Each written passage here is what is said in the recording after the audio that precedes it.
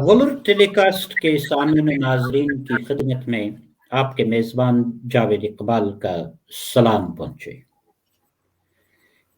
मोहतरम नाजरीन सामीन, आज हम गुफ्तगू के लिए एक ऐसा मौजू ले आए हैं जो कश्मीर में रहने वाले हर एक फर्द के दिलों के करीब है। कहा जाता है कि ज़ुहूर इस्लाम से पहले कश्मीर के अंदर ऊंच नीच, अमीरी, गरीबी और तबकाती निज़ाम इस कदर मजबूत था कि ज़िंदगी अजीरन हो गई थी। लेकिन ज़ुहूर इस्लाम के साथ ही सूफी लोगों ने तसव्वुफ के ज़रिए से इस ऊंच नीच और अमीरी गरीबी की दीवार को न सिर्फ गिराया बल्कि कश्मीर के अंदर सनत हिरफत और क्राफ्ट्स को लागू किया गया, जिसकी वजह से गरीबी की हद में किसी हद तक कमी आ गई।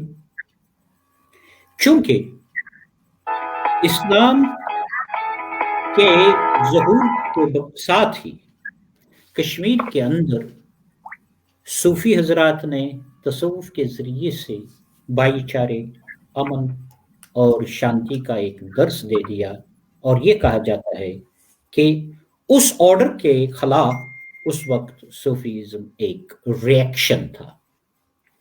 ये भी एक हकीकत है कि इस्लाम कश्मीर में आकर डोमिनेटेड और डॉगमेटिक अप्रोच इस्लाम ने नहीं अपनाया, बल्कि दोनों हिंदू और मुसलमान अपने अपने अकायद को बरकरार रखते हुए अपने मजहबी अकायद पे कायम रहे, और एक ऐसी फजा और एक ऐसा कल्चर वजूद में आया जिसकी मिसाल आज भी दुनिया में दी जाती है। आज इसी पे गुफ्तगू करने के लिए हमने जिन हजरात को दावत दी है उनका मैं तारुफ कराता चलूं। सबसे पहले प्रोफेसर हमीद नसीम रफ़ी आबादी साहब, जो मेरे मेहमान होंगे इस प्रोग्राम में, जो कि university, central university of Kashmir में रिलीजियस स्टडीज़ के हेड हैं, बहुत सारे किताबों के मुसन्निफ हैं, किसी तारुफ के मोहताज नहीं है, मेरे अक्सर प्रोग्राम्स में आते रहते हैं।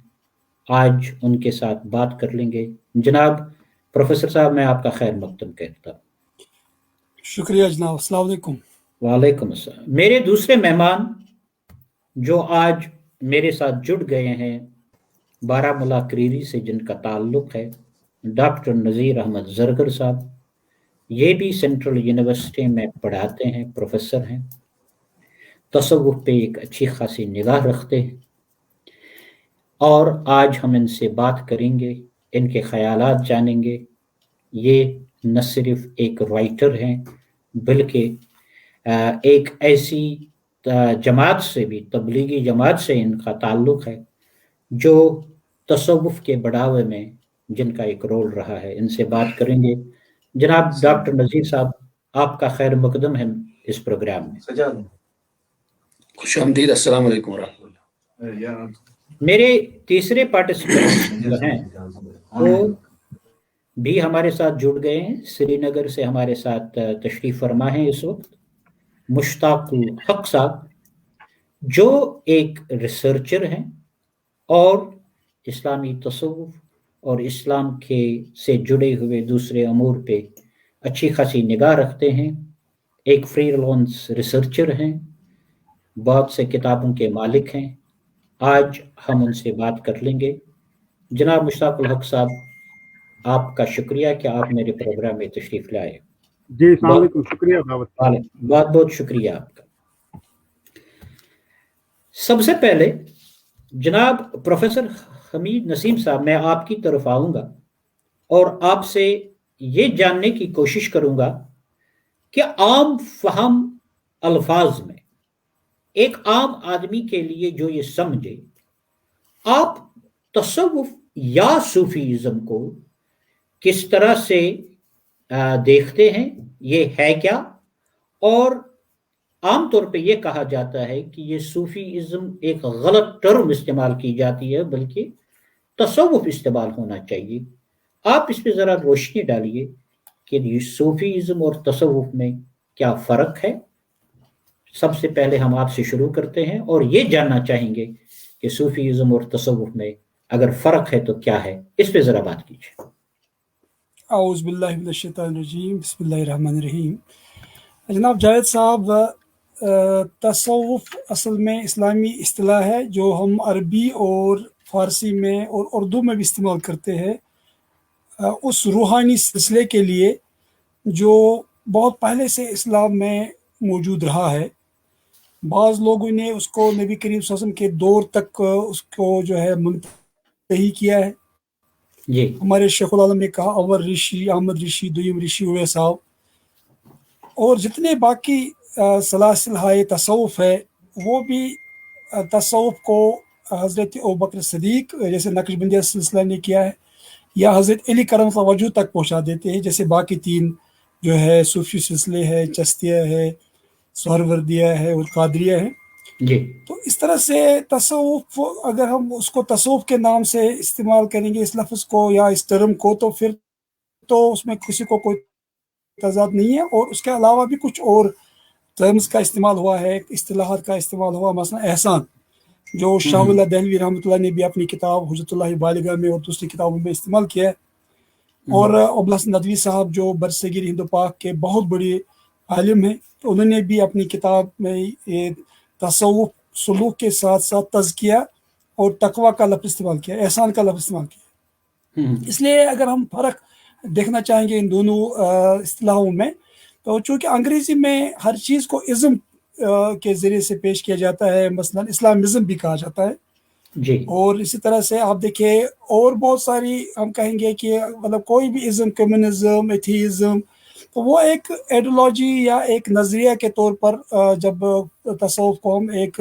نظریہ کے طور پر پیش کرتے ہیں تو انگریزی میں اس کو صوفیزم کہتے ہیں، لیکن جی، اس کے لیے بہتر اصطلاح جو ہے یا تو تصوف ہے یا احسان ہے یا تزکیہ ہے یا تقوی ہے۔ تو بہرحال ٹرمنالوجی میں اتنا پرابلم نہیں ہے، لیکن اصل میں کنوٹیشن جو اس کے ہیں تو وہ بہرحال اسلام میں موجود رہی ہے کسی نہ کسی صورت میں، حالانکہ ایک بڑا طبقہ جو ہے مخالف بھی رہا ہے اس اصطلاح کے، تصوف کی اصطلاح کے، لیکن جہاں تک احسان کا تعلق ہے، تزکیہ کا تعلق ہے یا تقوی کا تعلق ہے، ان اصطلاحات کے ساتھ کسی بھی عالم نے، کسی بھی اسکالر نے، کسی بھی محدث نے اختلاف نہیں کیا ہے، بلکہ بہت سارے علماء کرام اور محدثین کرام بھی کسی نہ کسی ایسے سلسلے سے وابستہ رہے جہاں احسان اور تزکیہ کی بات ہوتی تھی۔ لیکن اب واٹ از ان دا نیم، جیسے شیکسپیئر نے کہا ہے، تو نام کی وجہ سے جو ہے تصوف کی حقیقت اور ماہیت پر اثر نہیں پڑ سکتا ہے، چاہے اس کو تصوف کہیے آپ یا صوفیزم کہیے، تو یہ اپنی سہولت کے لیے ہم استعمال کرتے ہیں الفاظ کو، لیکن اصل میں نفس ماہیت جو ہے وہ اہم۔ بہت بہت شکریہ آپ کا پروفیسر صاحب کہ آپ نے پوری دلیل کے ساتھ تصوف اور صوفیزم کے درمیان جو فرق ہے وہ واضح کر دیا ہے۔ یہاں پہ میں ایک سوال پوچھنا چاہوں گا جناب مشتاق الحق صاحب سے۔ جناب مشتاق صاحب، آپ نے پروفیسر حمید نسیم رفیع آبادی کو سنا جنہوں نے تصوف اور صوفیزم کے بارے میں ذکر کیا۔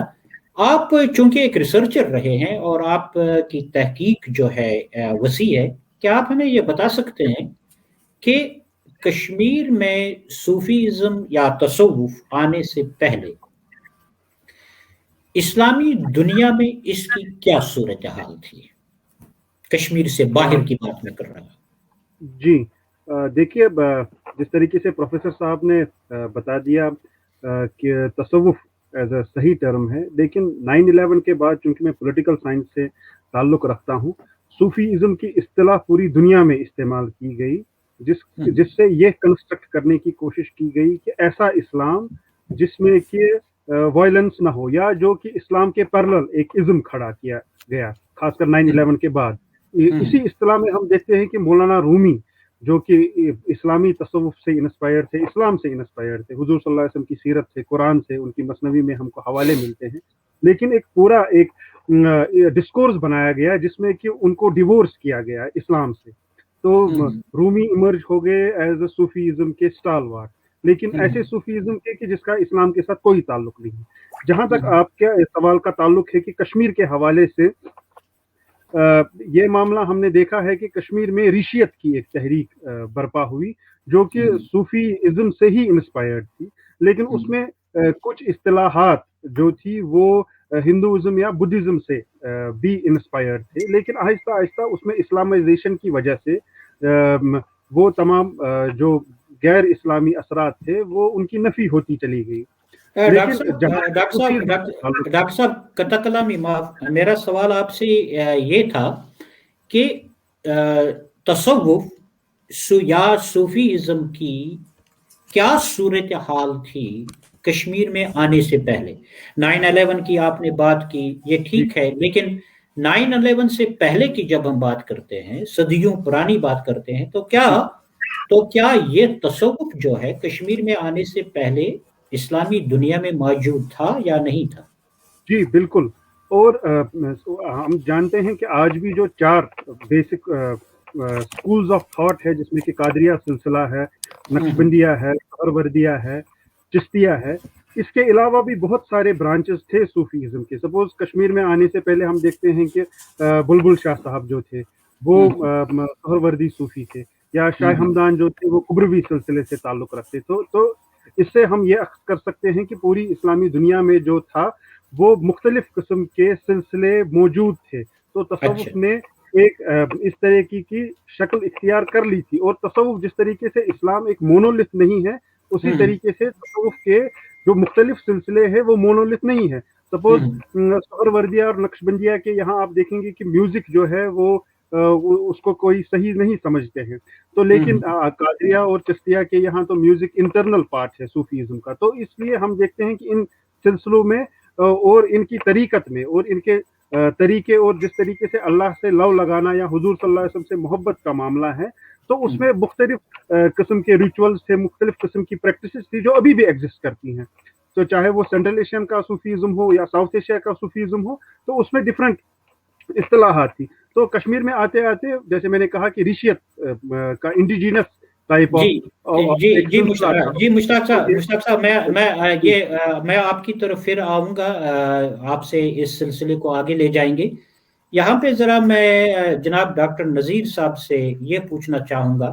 डॉक्टर नज़ीर साहब, सूफियत का तसव्वुफ का तसव्वुर कश्मीर में आने से पहले इस्लामी दुनिया में मौजूद था, जिसकी तरफ मुश्ताक साहब ने भी इशारा किया।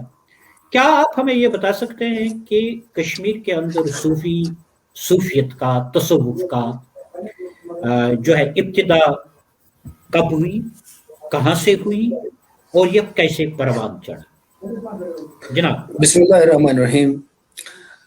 तारीख पर नज़र रखने वाला तालिब इल्म ये कह सकता है कि कश्मीर में तसव्वुफ की आमद इस्लाम की आमद के साथ साथ ही हुई।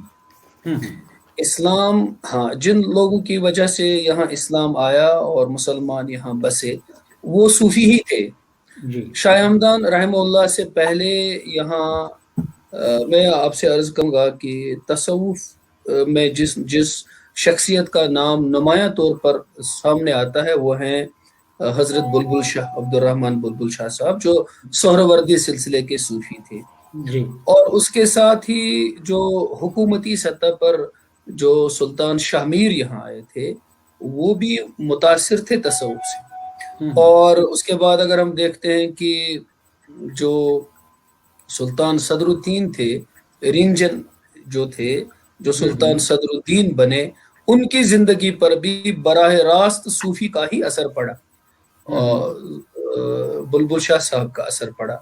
तो इस तरह से ये कहा जा सकता है। बल्कि बाज़ मुअर्रिखीन ने ये तक लिखा है कि कश्मीर में इस्लाम ताबीन के वक्त में भी मुसलमान यहाँ आए थे। वो तो हाँ, वो बहुत अर्ली पीरियड है इस्लाम का। इसलिए जो भी लोग यहाँ इस्लाम की तालीम और दावत लेकर आए वो इस्लाम का रूहानी पहलू और खिदमत खल्क का पहलू लेकर यहाँ पहले आए, और जिसका नुमाया असर है तसव्वुफ में, रूहानियत का, इस्लाम के खिदमत खल्क का, मसावात का, भाईचारे का, लिल्लाहियत का, जिक्र अज़कार का, وہی سلسلہ لے کر کے جب مسلمان یہاں آئے تو وہی رخ تو تصوف کا بھی ہے. اس لیے اسلام اور تصوف کی آمد جو کشمیر میں ہے وہ تقریباً ایک ساتھ ہوئی ہے. آپ یہ کہیں کہ تصوف، یہ نہیں کہہ سکتے کہ تصوف پہلے آیا اسلام پہلے آیا. جو اسلام یہاں آیا وہ تصوف کے ہی روپ میں یہاں آیا. اچھا، بہت بہت شکریہ آپ کا. جناب پروفیسر حمید صاحب، آپ کی طرف دوبارہ آتا ہوں. آپ ذرا اس بات پہ روشنی ڈالیے کہ ظہور اسلام سے پہلے کشمیر میں کون سے اسپریچول ٹریڈیشنز جو تھیں وہ موجود تھیں، اور تصوف نے ان پہ کیا اثر ڈالا، اور کس طرح سے ان میں ایک ٹرانسفارمیشن پیدا ہوئی.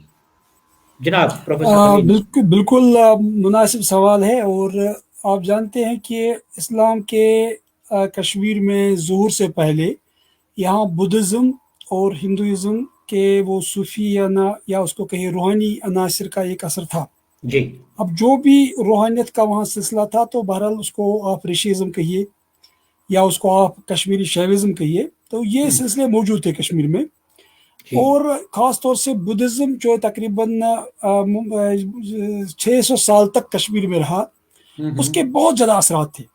جی. اور بدھزم میں بھی ترک دنیا کا ایک سلسلہ ہے، روحانیت کا ایک سلسلہ ہے جو سنگھا کے طور پر ہوتا ہے. وہاں پر 3 چیزیں بڑی اہم ہیں، بدھا، سنگھا اور دھما. تو ایک آدمی جو نروان حاصل کرنا چاہتا ہے اس کو بہرحال دنیا چھوڑنی پڑتی ہے، کیونکہ یہ دنیا جو ہے دکھا ہے یہاں، اور دکھا کی وجہ جو ہے ترشنا ہے، یعنی جو ڈیزائر ہے. تو نجات کا ایک ہی سلسلہ ہے کہ دنیا کو چھوڑ دے آدمی. تو اس وجہ سے گفاؤں کا تصور تھا، گومپاز کا تصور تھا، سنگھا کا تصور تھا موجود یہاں. تو جب اسلام یہاں آیا، اور جیسے نذیر صاحب نے فرمایا کہ اسلام کا روحانی پہلو زیادہ یہاں ہائی لائٹ ہوا، اور ظاہر سی بات ہے اسلام کا روحانی پہلو تو ہمیشہ موجود رہا ہے، یہاں تک کہ خلافت کو بھی ہم روحانی خلافت ہی کہہ سکتے ہیں. اور جو ایک عملی شکل اس نے اختیار کی پھر سیاست کے طور پر، کیونکہ اصل میں تقوی کی بنیاد پر جو ہے خلیفہ چنا جاتا تھا. بہرحال یہاں پر اس بحث میں نہ جاتے ہوئے میں یہ کہوں گا کہ یہاں پر بدھزم اور ہندوازم کے سلسلے موجود تھے، اور رہبانیت کا ایک سلسلہ تھا، ترک دنیا کا ایک سلسلہ تھا، غار نشینی کا ایک سلسلہ تھا. اور اس میں خاص طور سے جو ہے یہاں رشیزم کے نام سے ایک سلسلہ چل رہا تھا، جس میں بہت سارے رشی تھے، اور جن کا ذکر جو ہے شیخ العالم نے کیا. روم رشی کا نام کیا ہے، پلاس رشی کا نام کیا ہے، اور ان کے ساتھ جو ہے شیخ العالم نے جو ہے اپنے آپ کو بھی جوڑا ہے اور اویس کرنی کو بھی جوڑا ہے. اور یہاں تک فرمایا کہ مطلب اور رشی احمد رشی، لیکن یہاں پر رشی تھے، اس لیے وہ سلسلے یہاں موجود تھے. اس میں ترک دنیا بھی تھا، اور اس میں جو ہے گفاؤں میں رہنے کا سلسلہ بھی تھا، تپسیا کا بھی معاملہ تھا، اور جو ہے گوشت خوری سے اجتناب کا بھی سلسلہ تھا، اور جو ہے مطلب جاندار چیزوں کو نہ مارنے کا ایک سلسلہ تھا، اور جنگلوں میں رہنے کا سلسلہ تھا. تو اس لیے یہ سلسلے پہلے سے موجود تھے. تو اس لیے جو ہے کوئی جب اسلام یہاں آیا تو اسلام کے لیے ایک ہموار ماحول بن چکا تھا یہاں اس طرح سے. اور میں اکثر یہ کہتا ہوں کہ جب بدھزم یہاں تھا تو اس نے پے کیا اسلام کے لیے راستہ تصوف کے لیے، اس لیے جو ہے ایک دل نرم ہو گئے تھے، کیونکہ عیسائیت اور بدھزم میں ایک تعلق آپس میں ہے. وہ جو ہے تھوڑا سا رہبانیت کا جیسے قرآن میں بھی ذکر آیا ہے، وہ رہبانیت تدعوها، رہبانیت ابتدعوها، یعنی جو رہبانیت ایجاد کی تھی عیسائیوں نے وہ یہاں بھی آپ کو نظر آئے گی بدھزم میں بھی. اس لیے یہ سلسلے یہاں موجود تھے جب اسلام آیا، اور اسلام کا بہت اثر ان تمام سلسلوں پر پڑا، جس کی وجہ سے پھر جو ہے رشیزم جو ہے اس نے دوسری شکل اختیار کی. اور پھر شیخ العالم کے آتے آتے یہ تصوف بن گیا. اس کو پھر اگر رشیزم کہے یا تصوف کہے ایک ہی بات میرے نزدیک. بعض لوگ ان کو پھر بھی الگ الگ رکھتے ہیں، لیکن مجھے نہیں لگتا ہے. پروفیسر حمید نسیم صاحب، میں آپ کی طرف دوبارہ آؤں گا، اس سلسلے کو جاری رکھیں گے. یہاں پہ ہمارے ساتھ جڑ گئے ہیں جناب مقبول فیروزی صاحب. مقبول فیروزی صاحب فارسی اردو ادب کے جو ہیں وہ ماہر ہیں، اور یہ بھی بہت ساری کتابوں کے مصنف ہیں. جناب مقبول صاحب، میں آپ کا خیر مقدم کرتا ہوں پروگرام میں، اور آپ ہی کی طرف آتا ہوں. سب سے پہلے آپ نے پروفیسر حمید نسیم رکھی آبادی کو سنا، تو میرا سوال آپ سے یہ ہوگا، آپ ذرا ان چیزوں کی نشاندہی کیجیے جو ریشی ازم اور صوفی ازم، تصوف اور ریشی ازم کے ساتھ مماثلت رکھتے ہوں. اس کی طرف ذرا تھوڑی سی ہماری جو ہے وہ ان باتوں کی طرف نشاندہی. جناب ڈاکٹر فیروزی صاحب.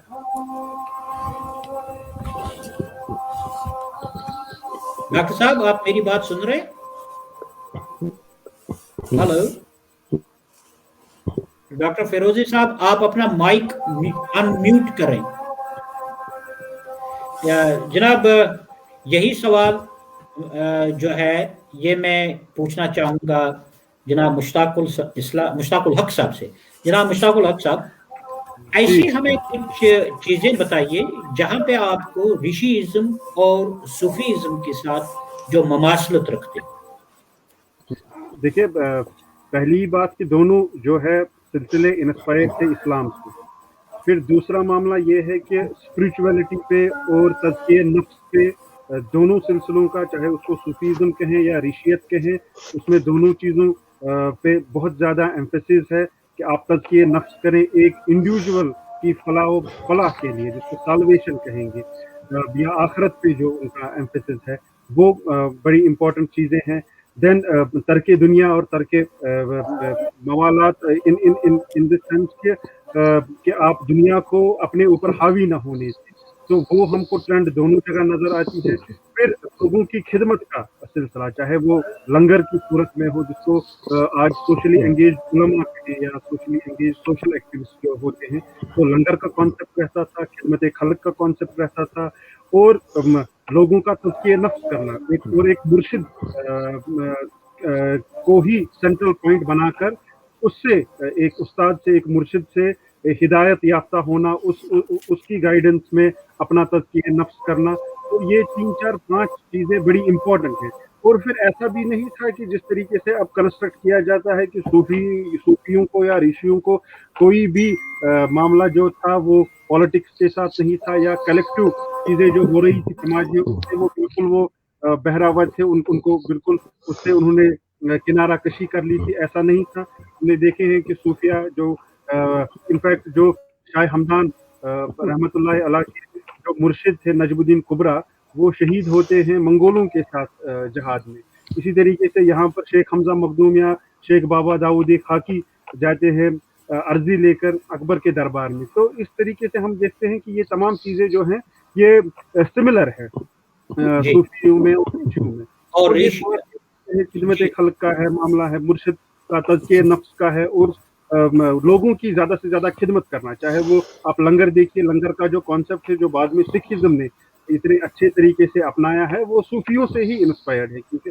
यहाँ पर अभी भी बहुत सारे ऐसे श्राइन हैं जहाँ पर कि लंगर का माहौल अभी भी चलता है, लंगर, और उसमें कोई भी खा सकता है, उसमें ये कोई मजहब इसका भेद नहीं है। और साथ ही साथ औरतों के साथ ममासलात, जो कि अभी भी हम नहीं देखते हैं कि हमारी मसाजिद जो है वो औरतों पे अभी भी बंद है, लेकिन आप श्राइन को देखिए, वहाँ औरतें जाती हैं। और शेखुल आलम से लेकर अभी तक भी जो सूफिया है, तो उनकी जो डिसाइपल्स है उनमें औरतें भी शामिल है, जो कि अक्सर उलमा के साथ हम वो मामला नहीं देखते हैं। तो ये बहुत सारी ममासलतें हैं जो कि तसव्वुफ, सूफीज़्म और यहाँ की ऋषियत जो डेवलप हुई उसमें बिल्कुल मुमासिल है, उसमें बिल्कुल कंपेटेबल है, और ये बिल्कुल सिंक्रोनस है। क्योंकि अगेन जो ऋषियत है वो बिल्कुल इंस्पायर्ड है। इस पे मजीद आपसे गुफ्तगू कर लेंगे। यहाँ पे डॉक्टर नज़ीर साहब होंगे। डॉक्टर नज़ीर साहब, एक सवाल अभी आपने सुना कि ऋषिइज्म और सूफीइज्म, तसव्वुफ और ऋषिइज्म में ममासलत जो है वो है, जिसपे डॉक्टर मुश्ताकुल हक साहब ने शेर हासिल गुफ्तगू की है। शेख नूरुद्दीन नूरानी का कश्मीर के तसव्वुफ के साथ एक गहरा ताल्लुक रहा है, और यह भी कहा जाता है कि शेख नूरुद्दीन नूरानी का एक रूहानी ताल्लुक जो है वो हिंदू ऋषियों और खासकर ललदत के साथ रहा। इस पे जरा थोड़ी सी रोशनी डालें। इस बात में कोई शक नहीं कि शेख नूरुद्दीन नूरानी हिंदू घराने से पैदा हुए, हिंदू माहौल में पले बढ़े, और उस वक्त की जो हिंदू इस्तिलाहात हैं वो अपने कलाम में इस्तेमाल भी करते रहे। लेकिन ये मानना पड़ेगा कि हिंदू होते हुए भी उनकी जो तलाश थी, तलाश हक थी, जुस्तजू थी, वो मौजूद थी। और उस वक्त भी आपकी तवज्जो मादी जो अलाइक हैं दुनिया के अंदर वगैरह उसकी तरफ बहुत कम थी। इस्लाम यहाँ आया तो उनकी रूह को बिल्कुल वही चीज़ मिल गई जिसकी आपको तलाश थी। हज़रत मीर मोहम्मद हमदानी रहमहुल्लाह के दस्ते मुबारक पे बैत हुए, اور آپ کبروی صوفی ہوئے. ایک بات میں بہت یہاں کہنا چاہتا ہوں, بہت توجہ چاہتا ہوں اس بات کی طرف آپ کی اور آڈینس, وہ یہ کہ ہم ابھی تک جو ہم نے تاریخ میں پڑھا, کتابوں میں لکھا کہ ہم تصوف کو اور ریشیت کو دو پیرالل چیزیں تصور کرتے ہیں. میں ایک طالب علم ہوں, میں نے تاریخ کے اوراق کو غور سے پڑھا ہے, میں یہ سمجھتا ہوں کہ ایسا نہیں ہے, بلکہ بات یہ ہے کہ جو روحانی سلسلہ ہے جسے نام بس ہم نے تصوف دے دیا, یہ کوئی الگ چیز نہیں ہے, اسلام سے باہر کی چیز نہیں ہے. تصوف کے بارے میں 3 چیزیں پہلے عرض کر دوں گا, اگر مجھے آپ کی طرف سے وقت ملا تو میں بہت ہی محدود کر کے بات کروں گا. ہمارے ہاں تصوف کے سلسلوں میں ایک طبقہ یہ ہے جو تصوف کو خالص طور پر سب کا سب اسلامی تصور کر کے, اسلام کا ہی عین تصور کر کے مانتا ہے, اور ایک طبقہ ہے کہ جو تصوف کو ٹوٹلی ڈینائی کرتا ہے, ڈیناؤنس کرتا ہے کہ اس میں کچھ بھی اسلامی نہیں ہے. ہاں, اور ایک طبقہ یہ کہ جو یہ مانتا ہے کہ تصوف اسلامی ہے لیکن اس میں کچھ غیر اسلامی آمیزش بھی ہوئی ہے, غیر اسلامی چیزوں کی آمیزش ہوئی ہے. اور میں یہ مانتا ہوں کہ آمیزش والا جو بیچ والا طبقہ ہے, ماڈریٹ طبقہ, یہ بات درست ہے کہ روحانی سلسلہ جس طرح سے قرآن مجید میں اس کی تفسیر میں اسرائیلیات مل گئی اور حدیث میں موضوعات مل گئی, اسی طرح سے ہماری تاریخ میں بہت ساری ایسی روایات مل گئی, تاریخی روایات میں جن کی کوئی بنیاد نہیں ہے, اور ہمارے اعمال میں بدعات شامل ہو گئی. تصوف کے اندر بھی بہت ساری ایسی چیزیں شامل ہوگی جن کی بنیاد ہمیں براہ راست قرآن و شریعت و سنت سے ملتی نہیں ہے, یہ بات معلوم ہوتی ہے. تیسری بات میں یہ عرض کروں گا کہ تصوف جو ہے جسے ہم ریشیت کہتے ہیں وہ ایک ہی چیز ہے, صرف اس اصطلاح کا استعمال کشمیر میں ہوا.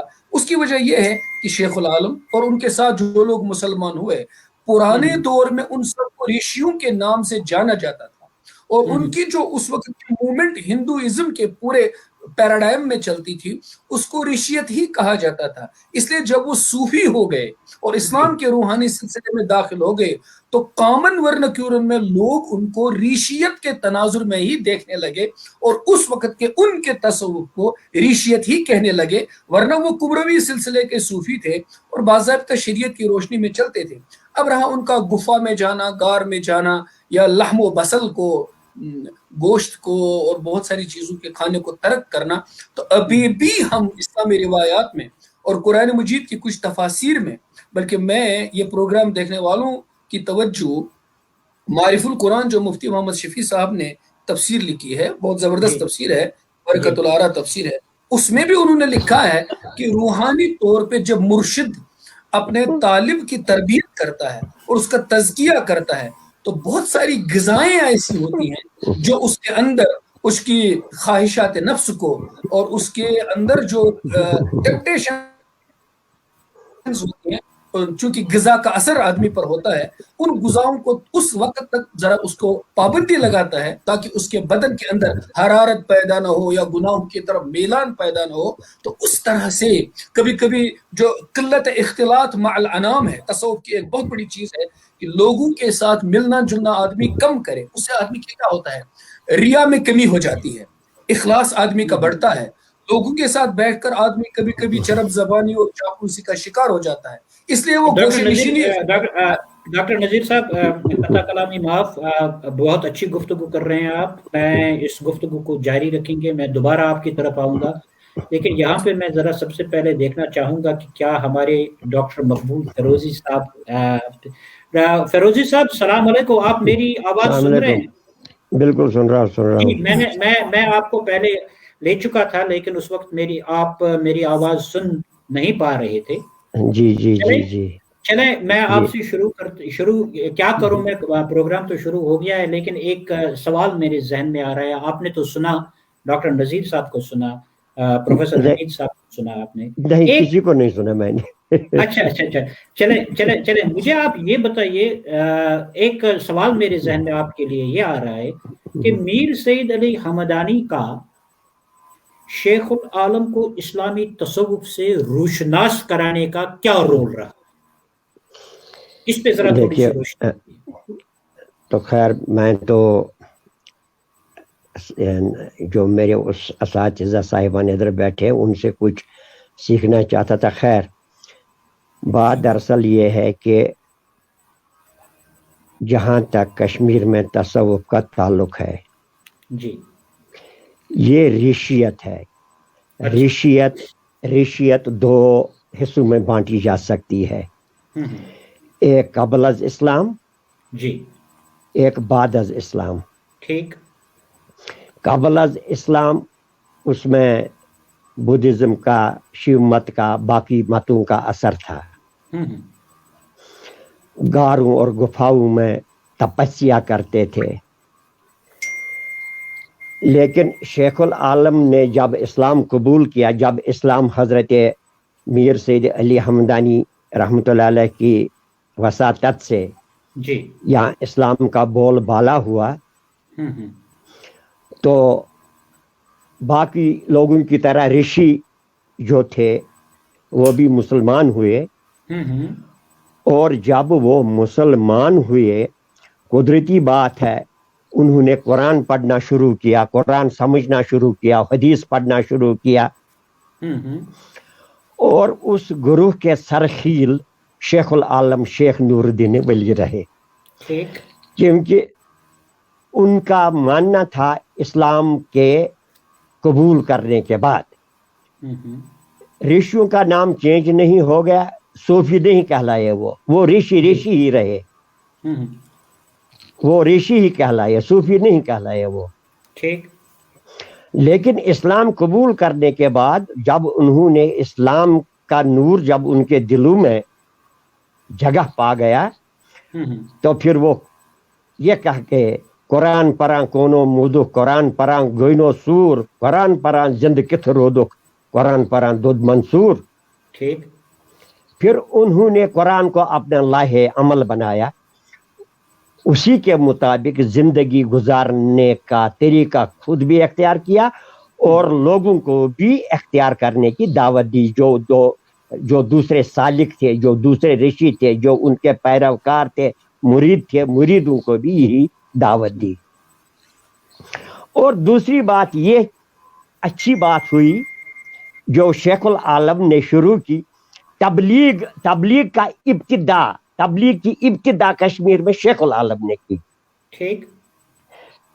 تبلیغ کی ابتدا شیخ العالم کی وجہ سے ہی کشمیر میں ہوئی. وہ گاؤں گئے, دین کی دعوت دیتے گئے, اور جو اسلامی تصوف کا مدعا وہ مقصد ہے, یعنی تزکیہ نفس, تصفیہ قلب, ٹھیک, انہوں نے خود بھی کیا اور دوسروں کو بھی اس پر عمل کرنے کی تلقین کی.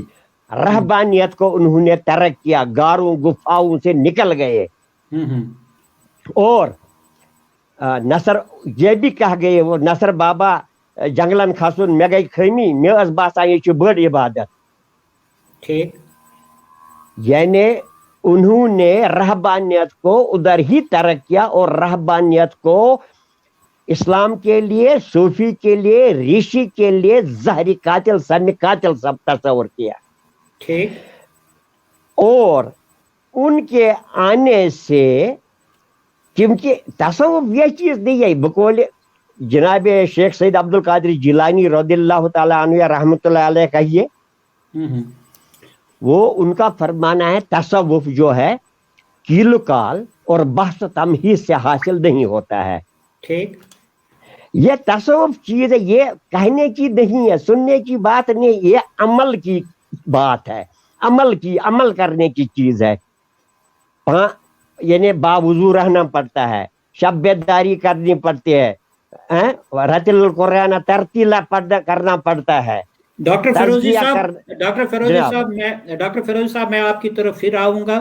جی اس پہ عمل کرنا پڑتا ہے, جی, یہ کہنے کی بات نہیں ہے, کہنے کی بات نہیں ہے. جی ڈاکٹر نذیر صاحب, آپ کی بات میں نے کاٹ دی تھی بیچ میں, کیونکہ میں مقبول صاحب کو لینا چاہتا تھا, ان کے خیالات سننا چاہتے تھے. آپ بہت اچھی بات کر رہے تھے, آپ فرما رہے تھے ایک سلسلہ جو آپ نے جاری کیا تھا, اور اسی سلسلے میں ڈاکٹر مقبول فیروزی صاحب نے بھی کچھ باتیں جوڑی ہیں. تو تو اس تناظر میں آپ اپنی بات جاری رکھتے ہوئے کیا کہنا چاہیں گے؟ میں عرض یہ کر رہا تھا کہ تصوف میں اور زہد میں، اور جیسے پروفیسر مرازی صاحب نے بجا فرمایا کہ تزکیہ کہیے یا احسان کہیے یا تقوی کہیے، یہ خود کیا چیز ہے؟ یہ خود وہی چیز ہے جیسے تصوف کے جو اساسی چیزیں ہیں ان میں یہ کہا گیا ہے کہ 3 چیزیں تو بہت اہم بتائی گئی ہیں۔ ایک ہے قلت طعام، کھانا کم ہو، کیونکہ آدمی پیٹ بھر کر اس پر معرفت کے اثرات نہیں کھلتے۔ اور اسی طرح سے کہا گیا قلت کلام، کہ زبان جو آدمی کی ہے یہ بولتی جاتی ہے، اور احادیث میں بھی ہے کہ سب سے زیادہ کل کو پچھتانا پڑے گا ان لوگوں کو جن کی زبان زیادہ چلتی رہی اس دنیا میں، تو خاموش رہنا بہت زیادہ ہے۔ اور حضور علیہ السلام نے بھی فرمایا کہ یا تو اچھی بات کہو یا خاموش رہو۔ اور اسی طرح سے قلت اختلاط مع الانام، یہاں میری بات کٹ گئی تھی، جب لوگوں کے ساتھ زیادہ اٹھنا بیٹھنا اختلاط ہوتا ہے اور اس میں خدمت والی چیز کی نہیں ہوتی ہے اور دعوت والی چیز نہیں ہوتی ہے، یوں ہی ہوتا ہے، تو اس میں آدمی کے اندر چاپلوسی پیدا ہوتی ہے، چرب زبانی پیدا ہو جاتی ہے، خوشامد کرنا پیدا ہو جاتا ہے، اور ایک تصنع پیدا ہو جاتا ہے۔ اس سے صوفیاء کرام بھاگ جایا کرتے تھے، اس سے وہ دور رہتے تھے، گوشے نشینی میں ذکر اللہ کیا کرتے تھے، مراقبہ کیا کرتے تھے، اور کبھی کبھی بستیوں سے دور جاتے تھے۔ جیسے بخاری کی حدیث میں کہا گیا کہ ایک زمانہ آئے گا، ایک آدمی اپنا ایمان بچانے کے لیے لوگوں کی سوسائٹی کو چھوڑ کر، جب اسے پتا چلے گا کہ میں ایمان نہیں بچا پاؤں گا، وہ سوسائٹی چھوڑ کر کبھی پہاڑ میں جا کر کے چند مویشی اپنے ساتھ بکریاں لے کر اپنا ایمان بچائے گا۔ اپنے زمانے میں اگر صوفیاء بستیوں سے چلے گئے تو اس کی وجہ یہ تھی کہ انہوں نے اس حدیث کی روشنی میں عمل کیا۔ ایک بات یہ، دوسری بات یہ، یہاں جو ریشے تھی، جیسے مقبول صاحب نے یہ صحیح فرمایا کہ نام ان کا ریشی ہی رہا، لیکن ہو گئے تھے وہ صوفی، وہ صوفیوں کے رنگ میں رنگ گئے تھے۔ ہاں یہ بات ضرور ہے کہ آدمی جس ماحول میں اور جس اصل میں وہ پلا ہوتا ہے، اس کی ذہنی ساخت بن چکی ہوتی ہے، بڑی مشکل سے ان چیزوں کو آدمی آہستہ آہستہ چھوڑ دیتا ہے۔ اس لیے ایسا ہو سکتا ہے کہ کشمیر کے اندر جو تصوف آیا اور یہاں کے جو لوکل صوفی ہو گئے، ان کے اندر ان کی پرانی جو ایک لیگیسی تھی، ایک وراثت تھی، کچھ نہ کچھ ان کے ذہنی اثرات ضرور رہے ہوں گے جو وہ اپنے الفاظ میں استعمال کیا کرتے ہیں۔ صحیح بات ہے۔ میں آپ کی طرف دوبارہ آؤں گا، یہاں پہ میں جناب پروفیسر حمید نسیم صاحب کو لینا چاہوں گا۔ جناب حمید نسیم صاحب، صوفیزم کے کشمیر کے اندر جو تصوف کا ایک تصور ہے جسے اپنایا جاتا ہے، اس کے کیا کریکٹرسٹکس ہیں، ان پہ ذرا تھوڑی سی روشنی ڈالیے، اور ہمیں یہ بتائیے کہ جو کشمیر کے اندر صوفی آرڈر ہے، کس آرڈر کو اپنایا جاتا ہے اور کس آرڈر کو زیادہ تقویت حاصل ہے یا کم تقویت حاصل ہے، اس پہ ذرا ہمارے ناظرین کو بتائیے گا۔ اصل میں کشمیر کے ساتھ ایک خاص بات یہ ہے کہ جتنے بھی بڑے بڑے مذاہب دنیا کے ہیں، کوئی نہ کوئی تعلق کشمیر کے ساتھ کا رہا ہے۔ مثلا ہندوازم تو بہت سالوں سال یہاں رہا، صدیوں رہا ہے، اور اسی طرح سے بدھزم بھی کافی پھلا پھولا ہے کشمیر میں، بلکہ کشمیر میں ہی ہندو بدھزم کے 2 حصے ہو گئے، مہایانا اور ہینیانا۔ اسی طرح سے آپ دیکھیں پھر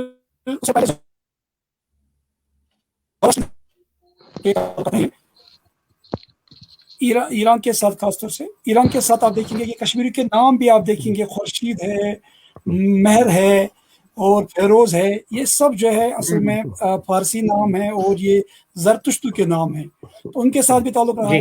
اور پھر باقی جو یہودیوں کے ساتھ بھی، یہودی بھی کچھ آئے ہیں یہاں کشمیر، اور عیسائی بھی آئے۔ تو میرے کہنے کا مطلب یہ ہے کہ کشمیر کے تصوف کی خوبیاں کچھ ایسی ہے کہ آدمی کبھی کبھی حیران ہو جاتا ہے، خاص طور سے جب ہم شیخ العالم کا کلام دیکھتے ہیں اور پھر کشمیری صوفی شعراء کا کلام دیکھتے ہیں، اس میں ایسے ایسے نازک مسائل پر انہوں نے بات کی ہے کہ جتنے بھی دنیا کے بڑے بڑے صوفی سلسلے ہیں، ان کے بڑے اکابرین جو ہے، انہوں نے وہ باتیں بیان کی ہیں فارسی میں، عربی میں، لیکن کشمیری شاعروں نے بہت ہی مختصر الفاظ میں ان کو آسان انداز سے پیش کیا ہے، اور انہوں نے ان مسائل کو سمجھا تھا، ان مفاہیم کو سمجھا تھا۔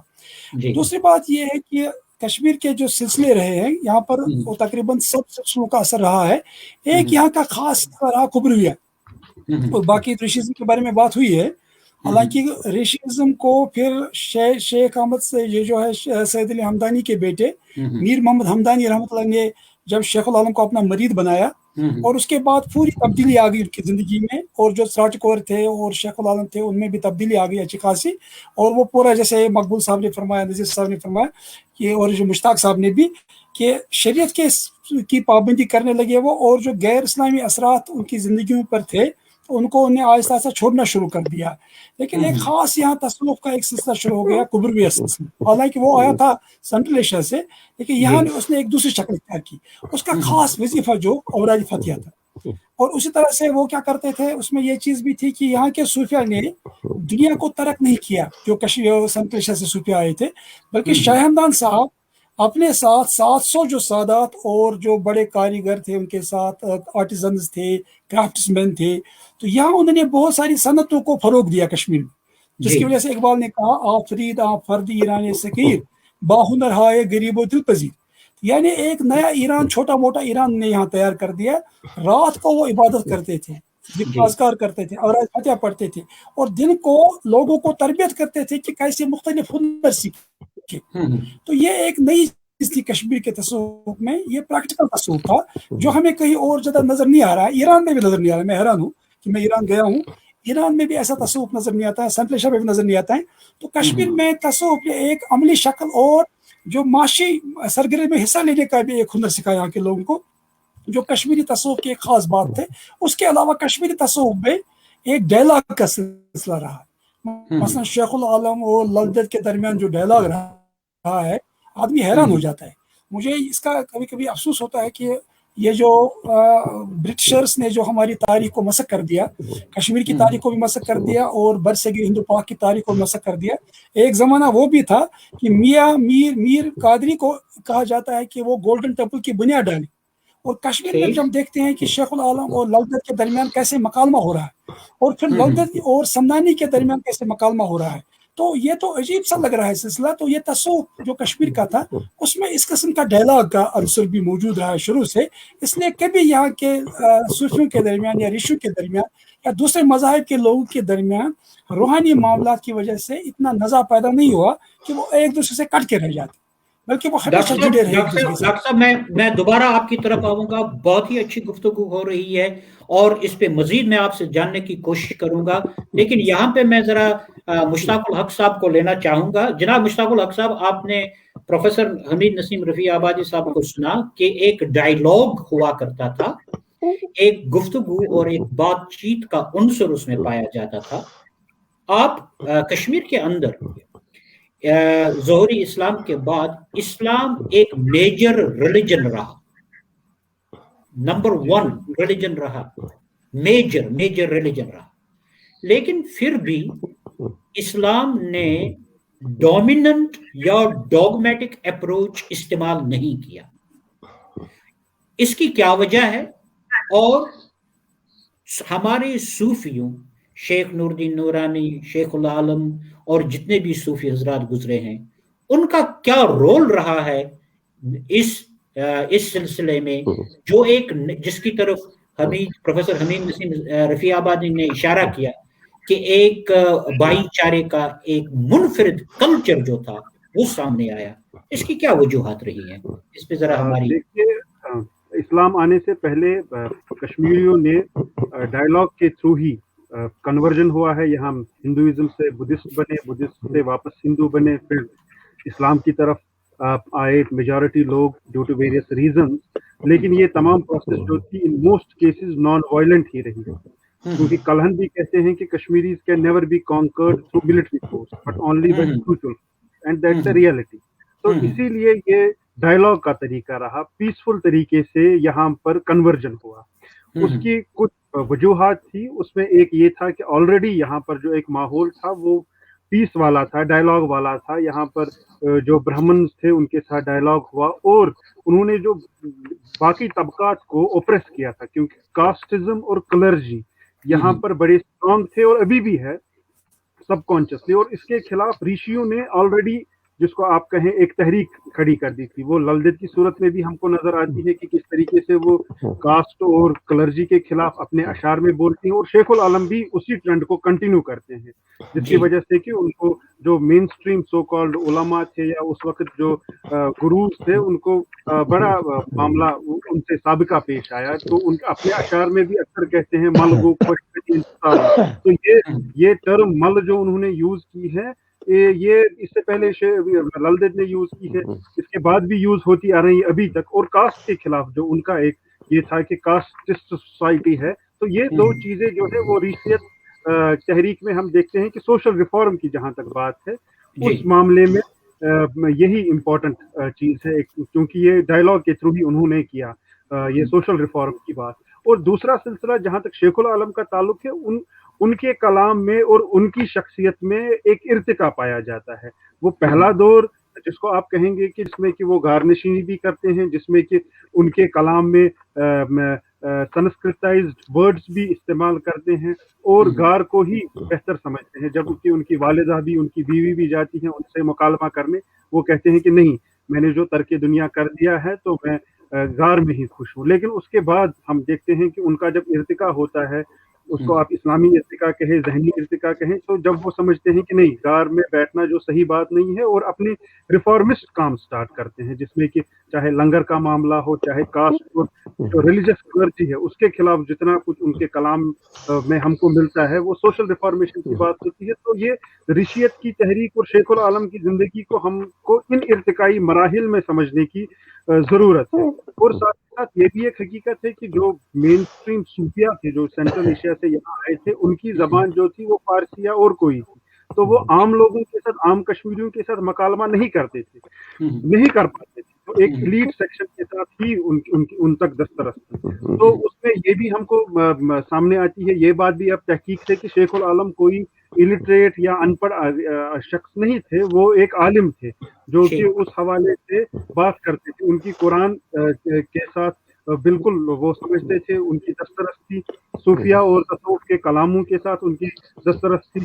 उनके कलाम में हम मुख्तलिफ तसव्वुफ के मराहिल के बारे में समझते हैं। तो ये किसी इलिटरेट शख्स से हम तकाजा नहीं कर सकते हैं। और उनके शख्सियत के इर्द गिर्द जो मिरेकल्स और इस तरीके से अनलेटर्ड या इलिटरेसी की ये जो छाप है, वो उसको हटाने की जरूरत है। और इस्लामाइजेशन ऑफ फिक्शन को समझते हुए शेखुल आलम का कलाम और उनकी जिंदगी और फिर ऋषि सिलसिला जो उसके बाद चला, उसको अंडरस्टैंड करने की और एकेडमिकली अंडरस्टैंड करने की बड़ी जरूरत है। बहुत बहुत शुक्रिया जनाब मुश्ताक साहब आपका।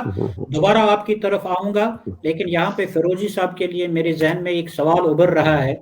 जनाब फिरोजी साहब, एक डायलॉग, गुफ्तगू, मोहब्बत, उखुवत के जरिए से ही कश्मीर में इस्लाम आया, और आपने हमारे सूफी हजरात को, जिनमें शेखुल आलम, शाह हमदान, लेकिन कुछ हमारे शोरा ऐसे गुजरे हैं, ललजद है, वहाब खार है, आजाद है, जिन्होंने, हम आम तौर पे हम कहते हैं कि ये सूफी शायर है।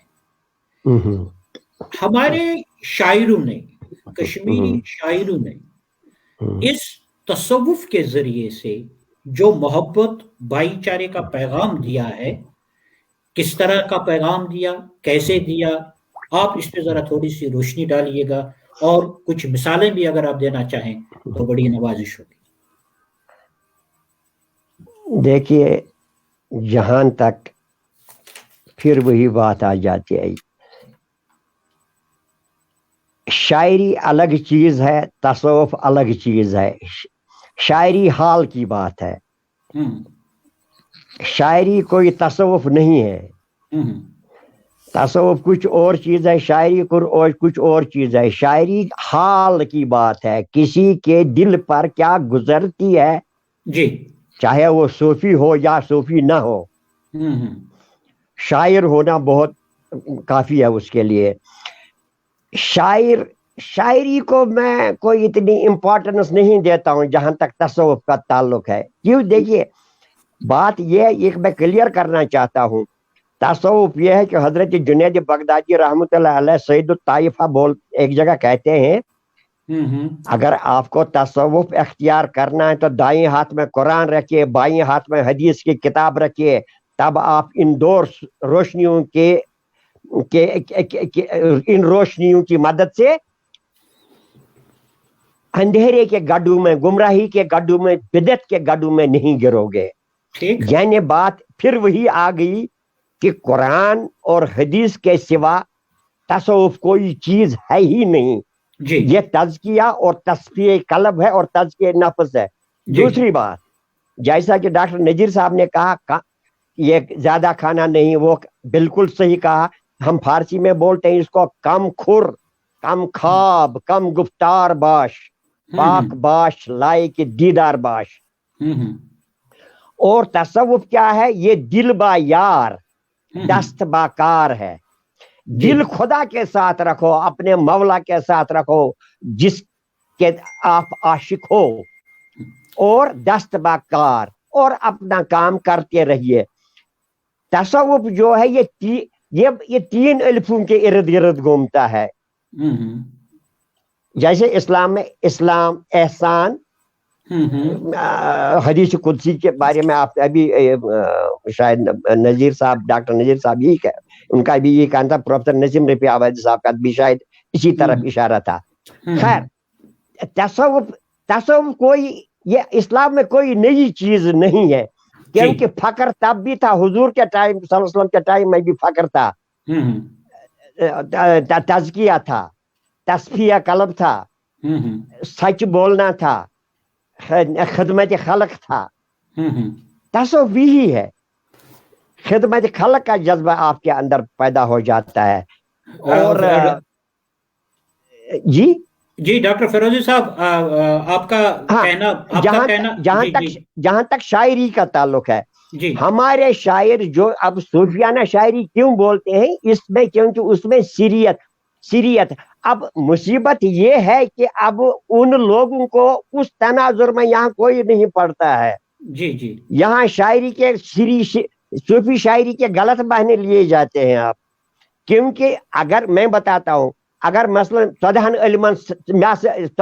अलिमन ताई करूम या कुछ बोलता है कि सतन सुधरन ताई करूम, अरे भाई सतन सुधरन ठीक है, ये वही कह सकता है जिसने वो मकाम देखे हो। ये क्या कोई शायरी होता, किसी की शायरी को पढ़कर, किसी के कलाम को पढ़कर रदीफ काफिया दुरुस्त करके वो शेर दुरुस्त कर लेता, उसको सूफी शायरी नहीं कहते। सही बात आपकी। शमस फकीर है, समद मीर है, वहाब खार है, अहद जरगर है, उन्होंने वाकई सीरी कलाम कहा है, सूफियाना कलाम कहा है, लेकिन उसमें भी कांट छांट करने की जरूरत है, क्योंकि उसमें भी दो चीजों का तजाद आपको देखने में मिलेगा। वहां वजूदी और शुहूदी क्लियर ही नहीं है कि वजूदी तसव्वुफ क्या है, क्योंकि ये तसव्वुफ और दूसरा होता है फलसफे तसव्वुफ। फलसफे तसव्वुफ अलग चीज है, तसव्वुफ अलग चीज है। लेकिन यहाँ तसव्वुफ और फलसफे तसव्वुफ को मिक्स करके एक तीसरी चीज बनाई गई है जिसको सूफियाना शायरी लोग कहते हैं। मैं उसको सूफियाना शायरी नहीं मानता हूँ। बहुत बहुत शुक्रिया। आपके ख्यालात हमने सुने, आपकी तरफ दोबारा आऊंगा। यहाँ पे हमीद नसीम रफी आबादी साहब, तसव्वुफ अलग चीज है, फलसफे तसव्वुफ अलग चीज है, ये कहना है जनाब फिरोजी साहब का। और इनका ये भी कहना है कि ये जो हमारे शायर हैं आहद जरगर, वहाब खार और शमस फकीर के बगैर उनमें हमें वो तसव्वुफ की झलकियां नहीं मिलती हैं। आपका क्या ख्याल है जबकि ये कहा जाता है कि शायर और अदीब माशरे के हसास लोग तसव्वुर किए जाते हैं और उनमें न सिर्फ अपनी ज़ात से वाबस्ता बल्कि माशरे से वाबस्ता मौज़ूआत जन्म लेते हैं और उन पे वो अपना इज़हार ख्याल किया करते हैं। तो आप कहाँ तक इस बात से इत्तेफाक करते हैं या इख्तिलाफ करते हैं कि हमारे सूफी शोरा ने तसव्वुफ के इस मैदान में कोई अमल दखल उनका नहीं है बकौल फिरोजी साहब के? आपकी क्या राय? असल में फिरोजी साहब मेरे उस्ताद भी रहे हैं, उन्होंने शायद इसका जिक्र नहीं किया। یہ ہمارے دوابگاہ ہائی اسکول میں ہمارے استاد بھی رہے ہیں، تو بہرحال ان کی بات میں ایک وزن ہے، اس میں کوئی شک نہیں ہے. اور نے جو یہ بڑی اہم بات کہی ہے کہ فلسفہ تصوف اور فلسفہ تصوف، یہ بہت اہم تفریق انہوں نے کی ہے، اور یہ صحیح بھی ہے. اور بالکل علامہ اقبال کے جب تک تصوف اخلاقیات کی بات کرتا تھا تو میں اس کو بہت پسند کرتا تھا. جب یہ مابعد و طبیعت کی باتیں کرنے لگا تو میری روح اس کے خلاف بغاوت کرتا. تو فلسفہ تصوف میں یہ وحدت الوجود، وحدت الشہود، حلول کی باتیں ہونے لگی، اور ایسی باتیں ہونے لگی کہ بے شرح صوفی اس قسم کی باتیں ہونے لگی. تو اس طرح سے وہ جسٹیفائی کرنے لگے کہ خدا اور انسان بندہ ایک جیسا ہے. جی. اور حالانکہ اس کی تشریحات بہت ساری ہے، لیکن فائنلی اس کا نتیجہ یہ نکلتا ہے کہ العبد حق والرب حق. یہ اللہ شہری من المقل، یہ عربی کا جو ہے ابن عربی سے منسوب ہے. خدا بھی سچ ہے اور بندہ بھی سچ ہے، پتہ نہیں دو میں سے عبادت کا مستحق کون ہے اس میں. تو وہ اور یہ ہمارے صوفی شعراء نے جو ہے فلسفہ تصوف پر بات کی ہے، اور ان کی شاعری میں فلسفہ تصوف زیادہ ملتا ہے. جی. لیکن جو عملی ہمارے صوفی تھے وہ اتنے بڑے شاعر نہیں تھے. چاہے آپ شیخ العالم تو بہرحال شاعر تھے، اس میں کوئی شک نہیں. آپ اگر دیکھیں گے سیدنا حمدانی رحمۃ اللہ، حالانکہ نے کلام لکھا ہے، فارسی میں لکھا ہے، اچھا خاصا کلام لکھا ہے، لیکن اس کے علاوہ انہوں نے نثر میں بھی لکھا ہے اچھا خاصا، اور نثر کے ذریعے سے انہوں نے تصوف کے مسائل کو وضاحت کے ساتھ پیش کیا. اور تصوف کی زبان شاعری سے زیادہ بہرحال نثر کی زبان ہے، اور نثر میں ہی تصوف کو سمجھایا جا سکتا ہے. کیونکہ جیسے صحیح فرمایا مقبول صاحب نے، فیروزی صاحب نے، کہ شاعری ایک حال ہوتا ہے، اور حال میں آدمی کچھ بھی کہتا ہے، کہہ رہا ہوں جنوں میں کیا کیا، کچھ نہ سمجھے خدا کرے کوئی.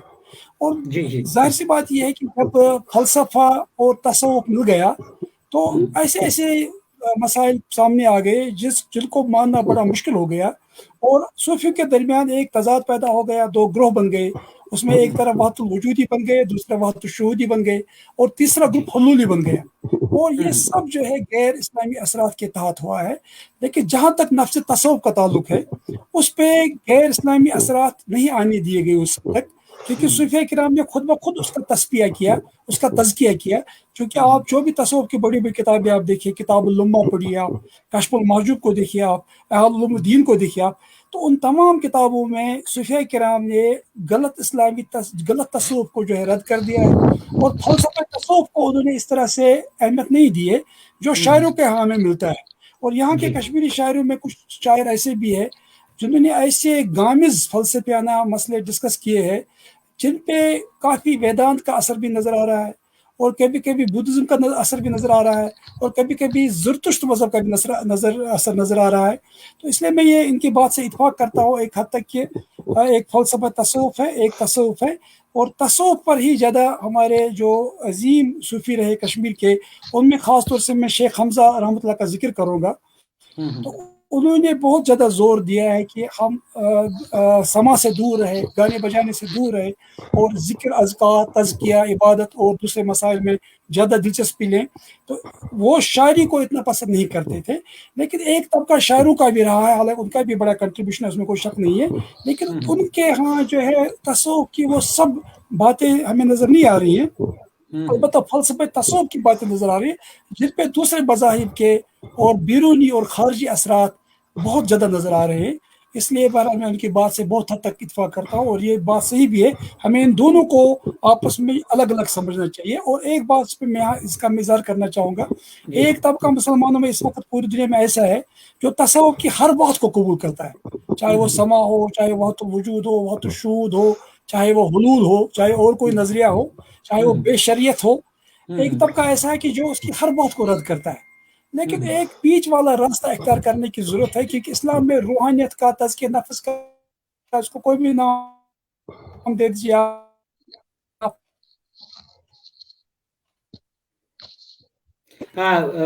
جناب بس ایک منٹ، اور اس میں جو حدیث جبریل جو ہے حضرت جبریل علیہ السلام جو نبی کریم پہ تشریف لائے تو 3 سوالات جو پوچھے، مال ایمان، مال اسلام، مال احسان. تو اسلام، احسان، اسلام، ایمان اور احسان. تو احسان کو ہی لوگوں نے کہا کہ یہ اصل میں روحانیت کی ایک شکل ہے جس کو بعد میں کوئی بھی نام دے دیجیے آپ. تو اس میں رسول اللہ نے فرمایا کہ انت عبد اللہ کا انک تراہ، اللہ کی عبادت ایسے کرنا جیسے آپ اس کو دیکھتے ہیں. अगर देख नहीं सकते तो ये समझो फाइनहु यराक, तो वो आपको दिख रहा है। तो सूफिज्म ये है कि अपने दिल को अल्लाह के हुजूर पेश करना और अल्लाह की मैयत में अल्लाह की हाजिरी, अल्लाह के सामने ऐसे हाजिरी देना जैसे इंसान अल्लाह को देख रहा हो।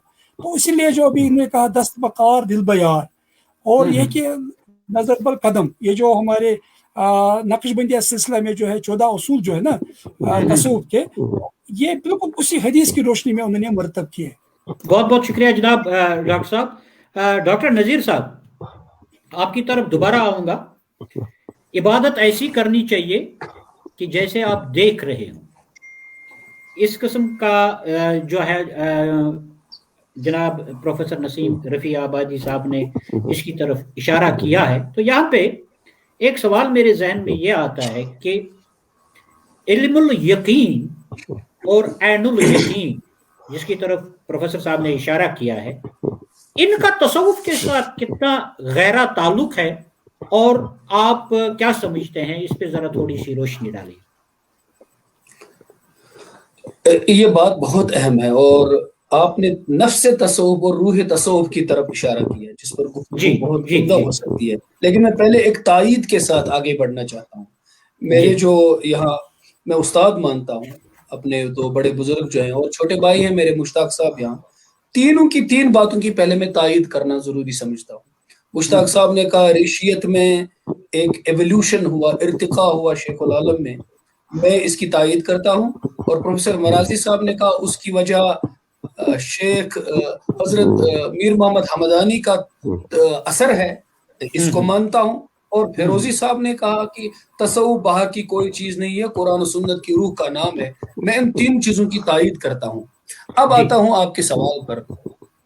तसव्वुफ काल नहीं है, गुफ्तगू का नाम नहीं है, बहस व तमहीज का नाम नहीं है। आप किसी चीज के तजुर्बे से गुजर रहे हैं। एक आदमी देख रहा है कि कोई एक आदमी किनारे पे देख रहा है, एक आदमी डूब रहा है और उस पर एक कैफियत तारी होती है और वो डूबने की कैफियत को किताब में लिख रहा है, और दूसरा आदमी खुद डूब रहा है। आप किसी चीज के जलने से आदमी को क्या होता है, आप इसकी कैफियत को लिख रहे हैं, और एक आदमी खुद जल रहा है, उसकी कैफियत क्या है। इसी तरह से जो सवाल आपने पूछा इल्मुल यकीन और ऐनुल यकीन का, वो देखिए हम ईमान लाए हैं, तस्दीक बिमा जाअ बिहिन नबी सल्लल्लाहु अलैहि वसल्लम, ये ईमान की इस्तिलाही ताबीर है। जो कुछ नबी करीम सल्लल्लाहु अलैहि वसल्लम लाए, हमने उसको दिल से सच्चा माना, ये ईमान है। लेकिन उस वक्त क्या हाल होगा जब सहाबा किराम ने अपनी आंखों से नबी अलैहिस्सलातु वस्सलाम को चांद के दो टुकड़े करते हुए देखा होगा, जब आपने सुलह हुदैबिया के मौके पर अपनी आंखों से आपकी उंगलियां मुबारक से पानी के चश्मे फूटने को देखा होगा, उस वक्त क्या हालात होंगे जब आपने खुद अपनी आंखों से हजरत जिब्रील अलैहिस्सलाम आए और एक इंसान की शक्ल में आकर के आपने सवालात पूछे, और फिर हुजूर अलैहिस्सलाम ने कहा, हजरत उमर रज़ियल्लाहु अन्हु रिवायत करते हैं, आपने पूछा तुमको पता है ये कौन था, ये अजनबी? उन्होंने कहा हम नहीं जानते। आपने फरमाया जिब्रील अताकुम युअल्लिमुकुम दीनकुम, ये हजरत जिब्रील आए थे तुमको तुम्हारा दीन सिखाने के लिए। और उस वक्त की जो कैफियत थी उसका अंदाजा इससे आपको मिलेगा कि हजरत इब्राहीम अलैहिस्सलाम अल्लाह ताला से फरमाते हैं, रब्बी अरिनी कैफ तुहिल मौता, ए अल्लाह मुझे ये दिखा दे कि तुम मुर्दों को जिंदा कैसे करते हो। अल्लाह ताला ने जो कुरान में सवाल पूछा, ये बिल्कुल रूह है ईमान की। अल्लाह ने फरमाया अवलम तुमिन, क्या तुम्हारा ईमान नहीं है? यानी ईमान मतलब है बिन की चीज को मानना। तो हजरत इब्राहीम अलैहिस्सलाम ने ईमान को, उसकी असलियत को मानते हुए कहा, भला ए रब मुझे ईमान है, मैं ये मानता हूं अगरचे मैंने देखा नहीं है कि तू मुर्दों को जिंदा करेगा, लेकिन वलाकिन लियत्मइन्न क़ल्बी, मैं ऐनुल यकीन चाहता हूं। ठीक, मैं वो ऐन हकीकत का एहसास और इदराक चाहता हूँ। अल्लाह ने कहा 4 परिंदे ले लो और उनको इस तरह से कूटो, खीमा बनाओ और फिर उनको पुकारो, और वो चींची करते उनके सामने, वो चीखते हुए उनके सामने आ गए और वो 4 परिंदे उनकी आंखों के सामने जिंदा हो गए। तो उस वक्त की जो कैफियत थी वो इल्म की कैफियत से निकलकर तजुर्बे की कैफियत बन गई। सही। तो ये एक्सपीरियंशियल जो होता है इसका तासुर अलग होता है, اور جو صرف نالج کی حد تک ہوتا ہے اس کا تاثر الگ ہوتا ہے. جس طرح سے کچھ لوگ آئے, انہوں نے حضور صلی اللہ علیہ وسلم سے کہا قالت الاعراب آمنا, ہم ایمان لے آئے, تو اللہ نے فرمایا قل لم تؤمنوا ولكن قولوا اسلمنا ولما يدخل الايمان في قلوبكم, یہ مت کہو ہم ایمان لائے, تم یہ کہو اسلمنا, مطیع ہوئے, فرمان بردار ہوئے. ولما يدخل الايمان في قلوبكم, ایمان تمہارے دلوں کے اندر ابھی رسوخ نہیں پکڑ چکا ہے. اس لیے کچھ صوفیاء کے اور کچھ عارفین نے یہ کہا ہے کہ جب تک آدمی اسلام کی کتاب پڑھتا ہے اس میں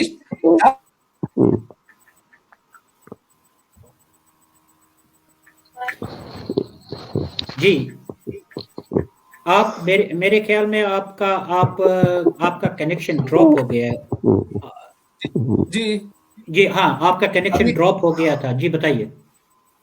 تو جب ایمان دل کے بشاشت القلب کے ساتھ مل جاتا ہے, جس کا تذکرہ ہرقل نے جناب ابو سفیان کے سامنے کہا تھا کہ جب ایمان دل کے اندر مل جاتا ہے پھر نکلتا نہیں ہے.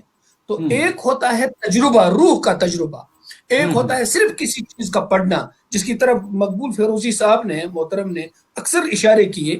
تو جب آدمی اس حال سے گزر جاتا ہے اور نور بصیرت سے اس کے اندر یقین جگہ پکڑتا ہے اور پھر وہ عین الیقین کی کیفیت سے گزرتا ہے, پھر وہ علم الیقین سے نکل کر عین الیقین پہ آ کر کے شکوک و شبہات اور وساوس پر پھر اس کو گھیرتے نہیں ہیں.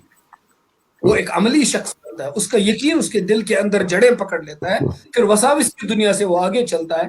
اس لیے میں جناب مقبول فیروزی صاحب کی اور پروفیسر مرائے صاحب کی بات کے ساتھ یہ اتفاق کرتا ہوں کہ تصوف قال نہیں ہے.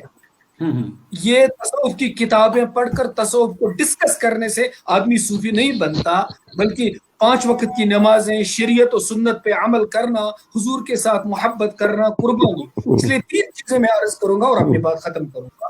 جو بڑے صوفیہ نے نصیحت کی ہے کہ عبادت سے رب کو راضی کرنا اور اطاعت سے رسول کو راضی کرنا اور خدمت سے مخلوق کو راضی کرنا, یہی ہے روح تصوف. بہت بہت شکریہ آپ کا جناب مشتاق الاسلام صاحب.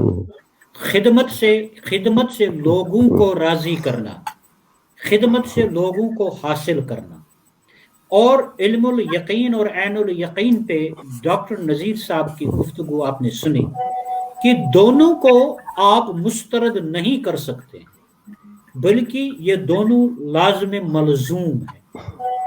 اس تناظر میں یعنی کہ پہلا نقطہ یہ ہے کہ آپ خلق کی خدمت کریں, ایک بات, اور دونوں نظریے کو لازم ملزوم رکھتے ہوئے آپ ہمیں یہ بتائیے کہ آپ شریف الدین عبد الرحمن جو بلبل شاہ کے نام سے بھی مشہور ہیں, جانے پہچانے جاتے ہیں, اس تناظر میں ان کا کیا رول اور کیا کردار رہا ہے کشمیر کے اندر اس تصوف کی جڑوں کو مضبوط کرنے کے لیے. جی جناب مشتاق صاحب. دیکھیے, جیسے میں نے پہلے بھی اشارہ کیا تھا کہ جب میں نے لنگر کے بارے میں بات کی تو وہ بھی ایک خدمت خلق کا معاملہ تھا, اور ریشیت کے معاملے میں یہ بھی ہم کو دیکھنا لازمی بنتا ہے کہ ریشیا نے مدارس قائم نہیں کیے جہاں پر کہ اور اس طریقے کی تعلیم دی جائے, بلکہ انہوں نے اس طریقے کے گروہ قائم کیے جہاں پر پریکٹیکل نالج دی جائے, کیا جائے. جہاں تک حضرت عبد الرحمن بلبل شاہ رحمۃ اللہ کا تعلق ہے تو ان کے حوالے سے کیونکہ جو کتابوں میں آیا ہے کہ رنچن شاہ جو ڈھونڈ رہا تھا کو دیکھا وہاں پر, لیکن یہ صحیح معلوم نہیں ہوتا ہے. یہ بھی ایک مائتھولوجیکل کائنڈ آف کیریکٹر معلوم ہوتا ہے کہ رنچن شاہ جو ہے انہوں نے سب سے پہلے یہ وعدہ کیا کہ جس شخص کو میں دیکھوں گا اسی کے حوالے سے میں اسلام قبول کروں گا. اس میں یہ تھا کہ کیونکہ تابعین کے وقت سے ہی یہاں پر بہت سارے لوگ ترک آ رہے تھے, یا اس طریقے سے دوسرے سینٹرل ایشیا سے لوگ آ رہے تھے, یا یہاں کے جو ہندو بادشاہ تھے ان کے یہاں بھی کچھ مسلمان جو تھے وہ ایز سولیجرز یا سالار کام کر رہے تھے. تو اس حوالے سے یہاں تو اسلام کا تعارف کچھ طبقات میں تھا, عام لوگوں میں نہیں تھا, لیکن سلاطین وغیرہ میں تھا.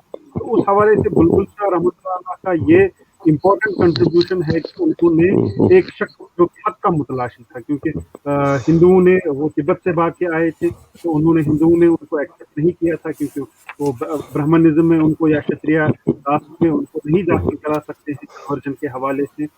तो इस हवाले से उन्होंने क्योंकि इस्लाम की तालीम को बेहतरीन पाया होगा और वहाँ पर भी डायलॉग हुआ होगा, जो कि बेबी हमारी तवारीख की किताबों में उस तरीके से उसका जिक्र नहीं, लेकिन उन्होंने इस्लाम कबूल किया थ्रू डायलॉग।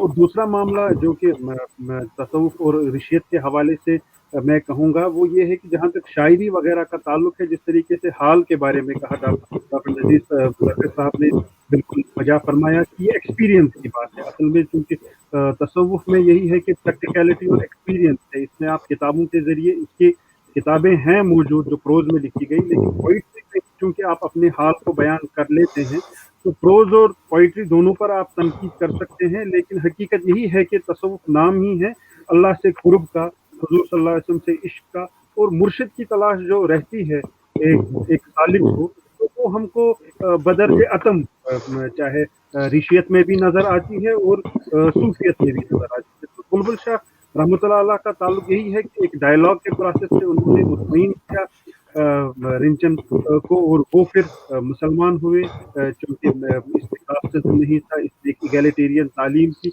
और चूँकि वो सालिक था, वो ढूंढ रहा था कि किस तरीके से तस्फीए कल्ब हो। तो इसी हवाले से उस शख्स से और उसके साथ बहुत सारे और लोगों ने इस्लाम कबूल किया।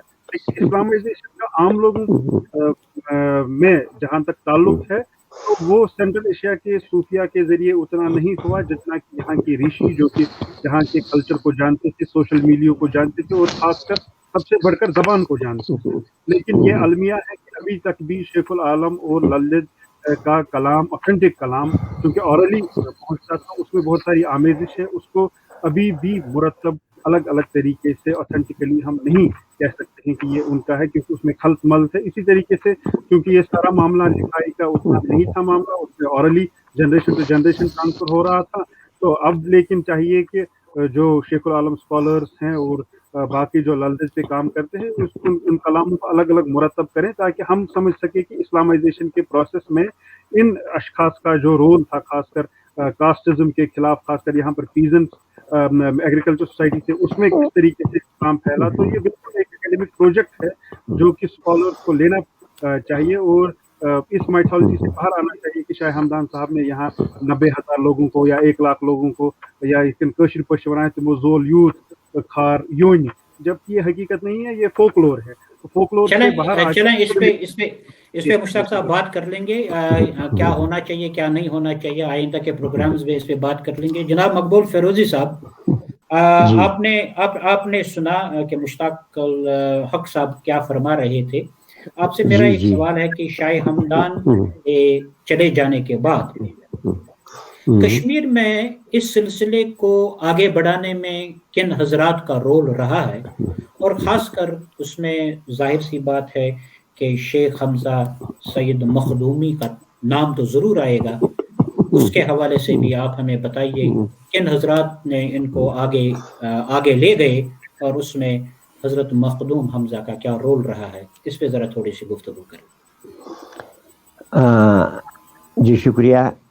सबसे पहले तो मैं ये कहूँगा कि मैं खुशबख्त हूँ कि मखदूम साहब भी मेरे ही ज़िले से ताल्लुक़ रखते हैं, ज़िले बारामूला सोपोर एरिया से, क्योंकि मैं खुद रफ़ियाबाद का हूँ, प्रोफेसर नसीम रफ़ियाबादी साहब का हमसाया हूँ, और मखदूम साहब हमारे ही हमसायर हैं।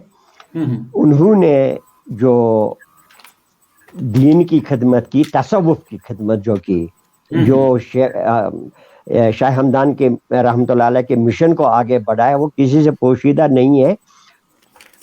दूसरे सूफिया की तरह उन्होंने भी, शेखुल आलम की तरह उन्होंने भी इसी चीज को आगे बढ़ाया, इसी तसव्वुफ को आगे बढ़ाया, इसी रिशियत को आगे बढ़ाया, इसी तरीक़त को आगे बढ़ाया कि तरीक़त बजुज़ खदमत खलक नीस्त बतस्बीह सज्जादा व दलक नीस्त। तरीक़त जो है, तसव्वुफ जो है, बजुज़ खदमत खलक नीस्त। सबसे बेहतरीन तसव्वुफ क्या है? खदमत खलक है, बतस्बीह सज्जादा वगैरह। وہ تو ٹھیک ہے, وہ تو عبادت کے آلات ہیں, لیکن سب سے بہترین جو چیز ہے وہ خدمت خلق ہے. اسی چیز کو علامہ اقبال رحمۃ اللہ علیہ نے بھی ایک جگہ فرمایا, خدا کے بندے تو ہیں ہزاروں, بنوں میں پھرتے ہیں مارے مارے, میں اس کا بندہ بنوں گا جس کو خدا کے بندوں سے پیار ہوگا. صحیح. تو خدا کے بندوں سے پیار سکھایا انہوں نے, فخر اختیار کرنا سکھایا انہوں نے, عشق اور عشق الہی, عشق رسول سکھایا انہوں نے. عشق رسول کیا ہے؟ عشق رسول یہ ہے بے مصطفیٰ برسان خویش را کی دین ہمیں اوست, بے مصطفیٰ برسان خویش را کی دین ہمیں اوست, گرب او نرسیدی تمام بو لہبیست. یعنی عشق, تصوف کا جو تصوف صرف عشق کے ارد گرد گھومتا ہے, اور عشق و محبت, اور عشق و محبت کا تعلق دل سے ہے, قلب سے ہے. اور قلب میں وہی دکھائی, جب قلب کا تصفیہ کریں گے تو اس میں وہی دکھائی دے گا جس کی آپ کو چاہت ہے. ٹھیک. وہی آئینے میں دکھائی دے گا جس کو آپ ڈھونڈتے ہو, لیکن اس کو صاف کرنا پڑے گا, تاج پہ مہر دون, تزکیہ کرنا پڑے گا اپنے نفس کو. بزکا قد افلح من زکاہا وقد خاب من دساہا.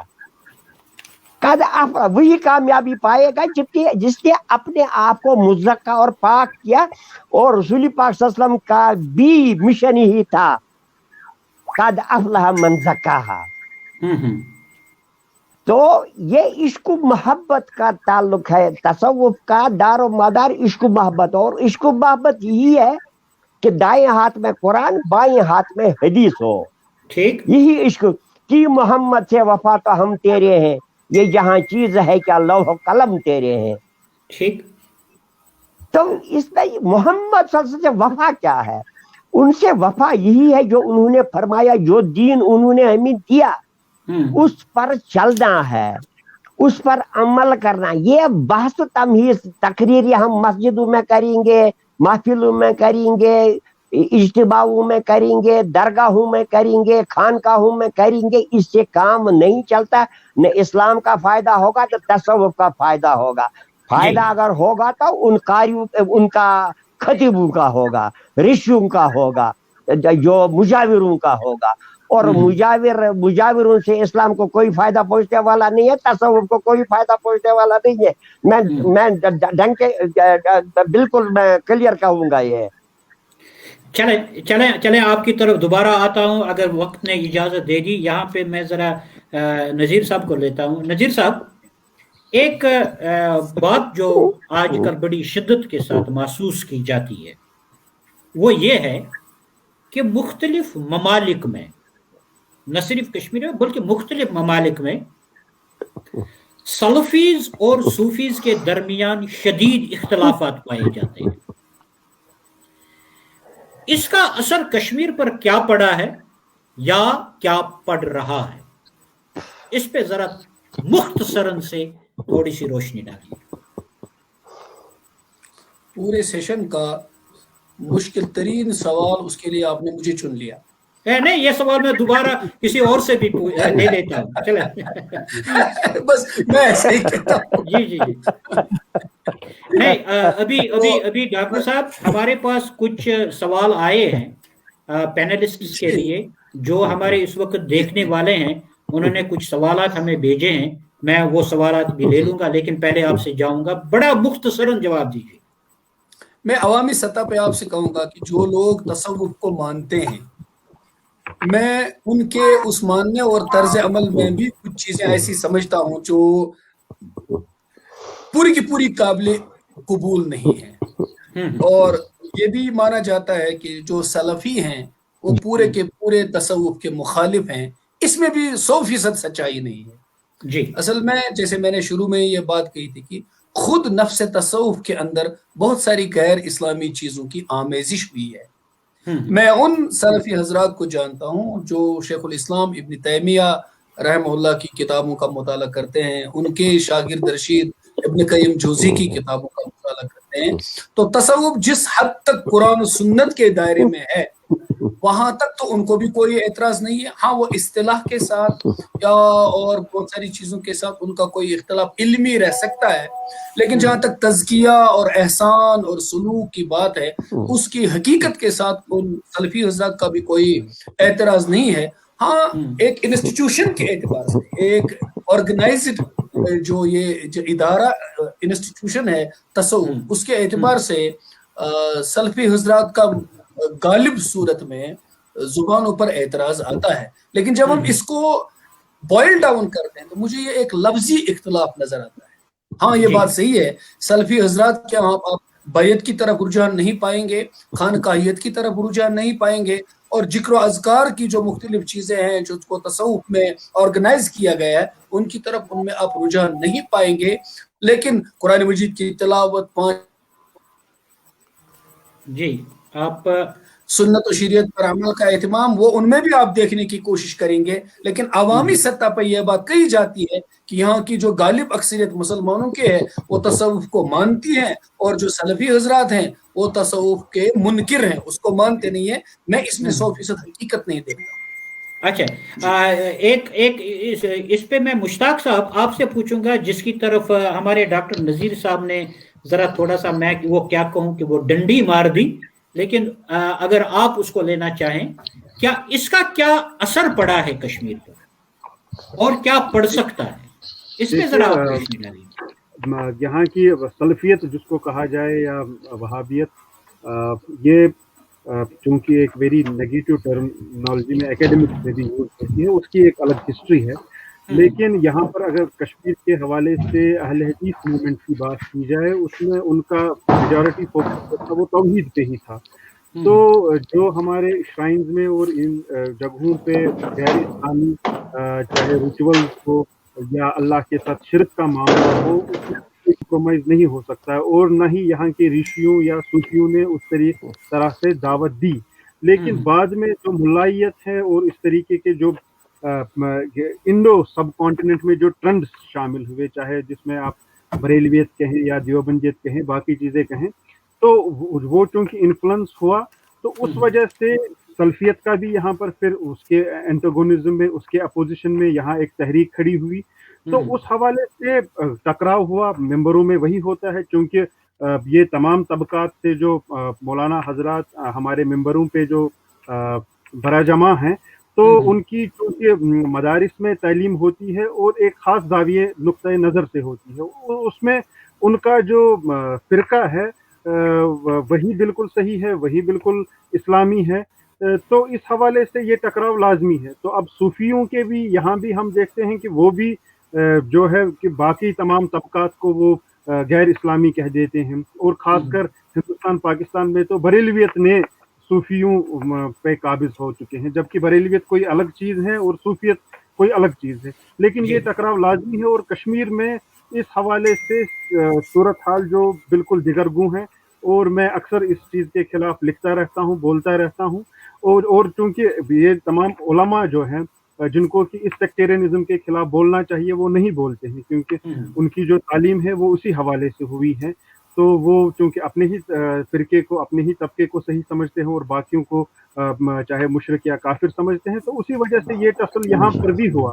लेकिन मैं समझता हूँ कि ये बिल्कुल गलत बात है कि मेंबरों को इसलिए इस्तेमाल किया जाए। अब तो बिल्कुल ये डिवाइड हमारे घरों तक पहुंच चुका है, और सोशल मीडिया की वजह से अब ये और बहुत ज़्यादा हो गया है, क्योंकि इससे पहले चूँकि ये तमाम डिबेट्स एकेडमिकली किताबों में ही सिमट कर रह जाते थे, या मेंबर में कोई मौलाना साहब इस पे बहस करते थे। लेकिन सोशल मीडिया की वजह से ये चूँकि घर घर पहुंच चुका है, और हर एक फर्द इन मसाइल पे बात करना ही इस्लाम की सही खिदमत समझता है, जिसमें कि हमारा बहुत बहुत शुक्रिया आपका। जनाब फेरोजी साहब, मुश्ताक साहब का कहना है कि एक इन्फ्लुएंस हुआ है, एक टकराव हुआ है, और कश्मीर में हालात दिगरगू हैं। तो आप क्या कहना चाहेंगे इस सिलसिले में? किस हद तक हम इससे जो है बाहर नहीं है जनाब? हेलो, शायद लिप कट गया। ये मेरे ख्याल में हेलो, जनाब फिरोजी साहब, आप हेलो, हैं वहाँ हाँ पे? हाँ, सुनते आप, do you hear me? Yes, I can हाँ, हियर यू। हाँ जी जी, फरमाइए, ओके। आपसे सवाल पूछा था मैंने। हाफिज हेलो तुर्बी ने हेलो, जंग हफ्ता दो मिलत। हेलो, जी जी जी, बताइए। हाफिज शिराजी का शेर है, जंग हफ्ता दो मिलत हमेरा उजुर बिने जो नदीद हकीकत रही अफसाने जदन।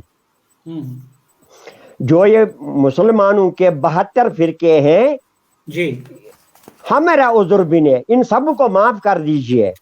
चुन दीदत हकीकत, क्योंकि इनको असलियत का पता नहीं है, रही अफसाने जदन, ये डेंगी मारने लगे। ठीक। इसी तरह तसव्वुफ जो है, मैं ये कहूंगा there is lack of knowledge, सही। पढ़ा नहीं है लोगों ने। जहां तक आपने कहा सल्फियों का, असल में मैं ये कहूंगा कि उन्हें तसव्वुफ का इल्म जो है, उनके पास इस इल्म की भनक तक नहीं पहुंची है। ठीक। यहां मसला की गोशफंदी चल रहा है। मैं किसी पार्टी का हूं, किसी तरीकत के किसी सिलसिले का हूं, मैं उसी को ही मानूंगा, उसी सिलसिले की किताब पढ़ूंगा, उसके बाहर मैं पढ़ना गवारा नहीं करूंगा। ठीक। तरीकत जो है, मैंने इससे पहले भी कहा आपको, हजरत जुनैद बगदादी रहमतुल्लाह अलैह का फरमाना है कि दाएं हाथ में कुरान, बाएं हाथ में हदीस हो। क्या सल्फी मुसलमान नहीं है, या हम मुसलमान नहीं है? क्या वो कुरान नहीं मानते? क्या हम कुरान नहीं मानते? वो भी कुरान मानते, हम भी कुरान मानते, वो भी हदीस मानते, हम भी हदीस मानते। उन्हें बाल भाज दिगर अहले हदीस भी कहा जाता है, और तमाम मुसलमान अहले हदीस है। जमात इस्लामिया वाले भी मानते हैं, बरेलवी भी मानते हैं, नक्शबंदी भी मानता है, कादरी भी मानता है, सौरवर्दी भी मानता है, कोबरवी भी मानता है। बस मैंने यहाँ एक, मैं आयतुल्लाह खमीनी की बात मुझे बहुत अच्छी लगती है, जब वो नोफिल लोशातों से आए तेहरान यूनिवर्सिटी में, I was the student of Tehran university at that time. जी जी जी। उसने कहा खुदा यकीस्त, कुरान यकीस्त, मुसलमान यकीस्त, पैगंबर यकीस्त, पस तफावत बैनमा चीस्त। जब खुदा एक है, कुरान एक है, पैगंबर एक है, मजहब एक है, मुसलमान एक है, तो ये बीच में ये कहां से तफावत? ये तो अपने मकसद की मकसद के खातिर, अपनी दुकान चमकाने के खातिर, मैं यही कहूंगा, बासाद एहतराम यही कहूंगा, ये अपनी दुकानें चमकाने के लिए। आपका कहना बजा अपनी जगह, लेकिन यहाँ पे जनाब हमीद साहब, आपकी तरफ आता हूं, और अब मैं वो सवाल लेने की कोशिश करूंगा जो हमसे कहा गया है कि आप पूछें इनसे। फिरोजी साहब का फरमाना कि किसी फिरके के पास पूरी तरह से तसव्वुफ का इल्म नहीं है। खैर, उस पर किसी और वक्त बहस होगी। आपसे एक सवाल पूछना चाहूंगा उसी तनाजुर में। ये हमारे सैयद फजलुल्लाह साहब हैं जो ये सवाल पूछ रहे हैं आपसे, और ये सवाल मैं लेता हूं। ये इन्होंने एक मिनट जी, ये सवाल आया है, ये कह रहे हैं कि is Kashmir drifting away from the hands of Sufis and getting radicalized? If yes, reasons. अमीर साहब। माशाल्लाह, जैसे नजीर साहब को भी कहना पड़ा कि बड़ा मुश्किल सवाल है, और मैं भी इसको मुश्किल सवाल ही कहूँगा, लेकिन मुझे ऐसा लग रहा है कि थोड़ा सा हम लोग भी रियलाइजेशन कर रहे हैं। मतलब इतना आसान नहीं होता है कि इतना, मतलब अगर तसव्वुफ इस्लाम के साथ उसका इतना ताल्लुक है, कुरान हदीस के साथ इतना ताल्लुक है, तो कोई ऐसी जमात जो अपने आप को कुरान हदीस के अमलबरदार कहती है तो उसको बिल्कुल ही रद्द कर दे। और अगर आप तारीखी लिहाज से भी देखेंगे, ऐसा बिल्कुल नहीं। बदकिस्मती का मकाम यह है कि जो एक प्रोपेगेंडा हुआ है, मतलब बहुत सारे मुसलमान जमातों के खिलाफ, उनमें जो है अहले हदीस के खिलाफ भी हुआ है, उनको वहाँ भी कहा गया, उनको और बहुत सारे नाम दिए गए पहले, और देवबंदियों को भी वहाँ भी कहा जाता था। तो बदकिस्मती से हकीकत को समझने के बजाय हमने डब करना शुरू कर दिया, और मुल्कों का आपस में इख्तिलाफ रहा, शिया सुन्नी इख्तिलाफ रहा, तो उसको फिर सल्फियत और शियत की लड़ाई तक ले जाया गया। तो मैं ये समझता हूँ असल में प्रॉब्लम ये है कि अगर आप देखेंगे इब्न तैमिया का जिक्र भी हमारे किसी दोस्त ने किया, नज़ीर साहब ने शायद, इब्न तैमिया जो है खुद जो है शेख अब्दुल कादिर जिलानी रहमतुल्लाह के मसलक से वाबस्ता थे, कादरिया सिलसिला में थे, और ने फतुर रब्बानी का जो है 100 पेजेस में जो है तशरीह लिखी थी, और वो 200 रकअत नमाज पढ़ते थे नफल की, ताकि एक कुरान की आयत को समझे, और सुबह कहते थे ऐताना गदाना, हमारे लिए जो है सुबह के नाश्ते का इंतजाम करो। उसका मतलब है कि सुबह जो इशराक की नमाज का इंतजाम करो मेरे लिए।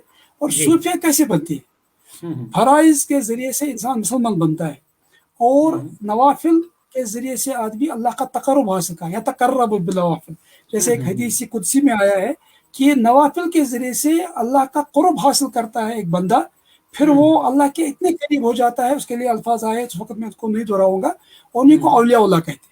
तो इसलिए औलिया-उल्लाह बनने के लिए या सूफी बनने के लिए कोई और तरीके इख्तियार करने की कोई जरूरत ही नहीं। और मैं तो ये कहता हूँ कि जो भी मुसलमान था, कभी भी था, जिसने इस्लाम पर अमल किया, कुरान हदीस पे अमल किया, वो अल्लाह का दोस्त था। और मैं ये बात भी कहता हूँ, जैसे मगरिब के फलसफे को पढ़ने वाला हर सूरत में जो है मादा परस्त बन जाता है, आप मुझे माफ करेंगे क्योंकि मैं जानता हूँ फलसफा क्या है मगरिब का। और उसी तरह से इस्लाम के साथ ताल्लुक रखने वाला जो भी आदमी उस जमाने में था, उसका रुझान जब तक रूहानियत की तरफ और तसव्वुफ की तरफ ना होता, तो वो मुसलमान अपने आप को समझता नहीं था। तो चाहे वो शेख अब्दुल कादिर जिलानी हो, चाहे वो इब्न तैमिया हो, चाहे वो इमाम गजाली हो, चाहे वो यहाँ तक कि अहमद बिन हम्बल हो रहमतुल्लाह। अहमद बिन हम्बल एक मुहद्दिस थे, और उनके उस्ताद कौन थे तसव्वुफ में? उनका नाम था बिशर हाफी। यानी वो कहे, उनसे लोग कहते थे भाई ये तो एक इतना पढ़ा लिखा आदमी नहीं है, आप इतने बड़े आलिम हदीस के एक इमाम है, उनका जो मुझे बिशर हाफी से मिलता है वो कहीं और नहीं मिलता है। लेकिन बदकिस्मती से ये मुसलमानों के दरमियान तफरीक पैदा करने के लिए सूफियों को एक अलग मसलक बना के पेश किया गया, और बाज़ लोगों ने कहा कि तस्वुफ का इस्लाम से कोई ताल्लुक नहीं, और ये बहुत अफसोसनाक है। और इसीलिए मैं कहता हूँ कि ये बात सही नहीं है। लेकिन एक बात ये सही है कि मजमूई तौर पर मगरिबी तालीमात के और तहजीब के असरात इतने ज़्यादा हो गए कि पूरी मिलत जो है रूहानियत से दूर जा रही। और जो सही बात अभी उन्होंने कही हमारे मकबूल फिरोजी साहब ने, कि ये जो जिनको हम मुजाविर कहते हैं, जो बड़े ठेकेदार बने हैं मतलब मुख्तलिफ जगहों के, उनके अंदर कोई रूहानियत है ही नहीं, वो तो खुद कारोबार कर रहे हैं तसव्वुफ के नाम पर। इसलिए अगर उनको आप समझते हैं रूहानियत के अलमबरदार, तसव्वुफ के अलमबरदार, और अगर वो किसी की मुखालफत करते हैं, उसको आप हकीकत मानते हैं, तो मेरे ख्याल में ये बहुत जाती है। ऐसा नहीं है कि ड्रिफ्ट अवे हो रहा है, ये तो एक मजबूरी तासुर है, उसमें किसी खास जमात को हम मोरद इल्ज़ाम नहीं ठहरा सकते। ये सभी मुसलमानों का हाल है, मुसलमानों का ही क्या है, जितने भी मजहब पर अमल करने वाले हैं वो मादियत की तरफ और गैर अखलाकी सूरत हाल की तरफ जा रहे हैं। तो उसमें किसी एक जमात को अगर हम अलग करेंगे, और मेरे ख्याल में ये प्रोपेगेंडा है जो वेस्ट की तरफ से हो रहा है, वो एक खास नजरिए को जो आगे बढ़ना चाहते हैं, और तसव्वुफ को भी अपने मकसद के लिए वो इस्तेमाल करना चाहते हैं। चलें आपका नुक्ता नजर आ गया जनाब। आखिरी सवाल मैं जनाब नज़ीर साहब से पूछना चाहूँगा, क्योंकि ये मुझसे पूछा गया है। ये हमारे एडवोकेट अब्दुल मजीद बांडे साहब हैं। एडवोकेट बांडे साहब आपसे पूछना चाहते हैं, और मुझसे ये सवाल ये है, क्या कश्मीर की मौजूदा सूरत हाल में सूफीज़म एक मतलूब अमल है? जो कश्मीर की मौजूदा सूरत हाल है, मैं जहाँ तक मैं इस सवाल को समझा हूँ, क्या जो कश्मीर की मौजूदा सूरत हाल है, इस सूरत हाल से निकलने के लिए सूफीज़म क्या रोल अदा कर सकता है? क्या वो एक मतलूब अमल है या नहीं? इस सवाल का अपने महदूद इल्म की रोशनी में जवाब देने से पहले मैं लाइटर वेन में फिर आपसे एक मजाकी बात करूंगा कि प्रोफेसर मराजी साहब का जवाब सुनने के बाद आपको यकीन आ गया होगा कि मैंने डंडी नहीं मारी थी। नहीं चले कोई बात नहीं चले। तो मेरे ख्याल में इस सवाल का जवाब भी प्रोफेसर साहब ने दे दिया कि हर सूरत हाल से, जो सूरत हाल एक फितरी सूरत हाल नहीं है, एक एबनॉर्मल सिचुएशन है और एक परेशान कुन सूरत हाल है, हर सूरत हाल में मुसलमान को रुजू इल्लाह की जरूरत है, आमाल की तरफ जरूरत है, अपने ईमान को मजबूत करने की जरूरत है, अल्लाह ताला की तरफ और आखिरत की तरफ جو ہے توجہ کرنے کی ضرورت ہے، لالچ کی طرف اور غیر ضروری دنیا پرستی کی طرف اور کینہ سے، بغض سے، حسد سے انسان کی عزت اور انسان کی جان کا پیاسا بننے کے بجائے اس کو خدمت خلق کی طرف، اطاعت رسول کی طرف، اور کسی کو میرے ہاتھ سے میری زبان سے تکلیف نہ ہو اس کی طرف، اور دوسری چیز یہ کہ اللہ تعالیٰ کا دین ہمیشہ سربلند رہے، اس کی حفاظت ہو، اس کی عزت ہو، اس کے شاعر دین کی عزت ہو، اس کی طرف رجوع کرنا چاہیے۔ اور جو وہ نقلی ایک یوٹوپیا ہم نے بنایا ہے اور اس میں ہم جینے کی کوشش کرتے ہیں اور مادیت کے ہم دلدادہ ہو گئے ہیں، اس سے نکل کر روحانیت کا اور آخرت کا جو ہے اس کا متلاشی اور اللہ تعالیٰ کی رضا کا حاصل کرنے والا بننے کی ہر صورتحال سے جس میں مسلمان پریشان ہو جاتا ہے اس سے نکلنے کی طرف کشمیر ہی کیا دنیا کے ہر خطے میں مسلمانوں کو پھر سے رجوع اللہ، رجوع القرآن، رجوع السنہ، رجوع العمل الصالح کرنے کی ضرورت ہے۔ تو اللہ تعالیٰ ہماری اس جو پریشان کن صورتحال ہے اسے پوری دنیا کے اندر مسلمانوں کو اس سے نکال کر ایک عزت والی زندگی سے ہمکنار کرے گا۔ بہت بہت شکریہ آپ کا جناب، آپ نے بہت ہی اچھی سیر حاصل گفتگو کی اس سلسلے میں۔ ہمارے پروگرام کا وقت اب ختم ہوا جا رہا ہے۔ باتیں تو بہت کرنی تھی آپ سے، بہت سارے سوالات ذہن میں آ رہے تھے، لیکن کیا کیا جائے، وقت کی تلوار ہمارے سر پہ لٹکتی رہتی ہے۔ آخر میں یہ صرف یہی کہوں گا کہ ہر ایک شخص کو، خاص کر مسلمانوں کو، اللہ اور اللہ کے رسول کی تعلیمات کی طرف آنا چاہیے، اس پہ عمل کرنا چاہیے، اور ان اسلامی تعلیمات کا ہمیں پیروکار بننا چاہیے جس نے ہمیشہ اخوت، بھائی چارے اور ایک دوسرے کے ساتھ مل جل رہنے کی تلقین کی ہے۔ اللہ ہمیں اس پہ عمل کرنے کی توفیق عطا فرمائے۔ میں تمام اپنے حضرات کا جو میرے پینلسٹ رہے ہیں ان کا بہت بہت شکر گزار ہوں کہ وہ تشریف لائے اور اپنے ذریع خیالات سے ہمارے سامعین و ناظرین کو ان تک پہنچائے اپنے خیالات۔ آپ تمام کا بہت بہت شکریہ۔ انشاءاللہ آئندہ آپ سے پھر ملاقات رہے گی کسی ایک اہم موضوع کی طرف۔ تب تک آپ بھی اپنا خیال رکھیے، مجھے بھی اپنی دعاؤں میں یاد رکھیے اور اپنے گرد و نواح کا خیال رکھیے۔ اللہ ہم سب کا حامی و ناصر ہو۔ خدا حافظ۔ السلام علیکم۔ خدا حافظ۔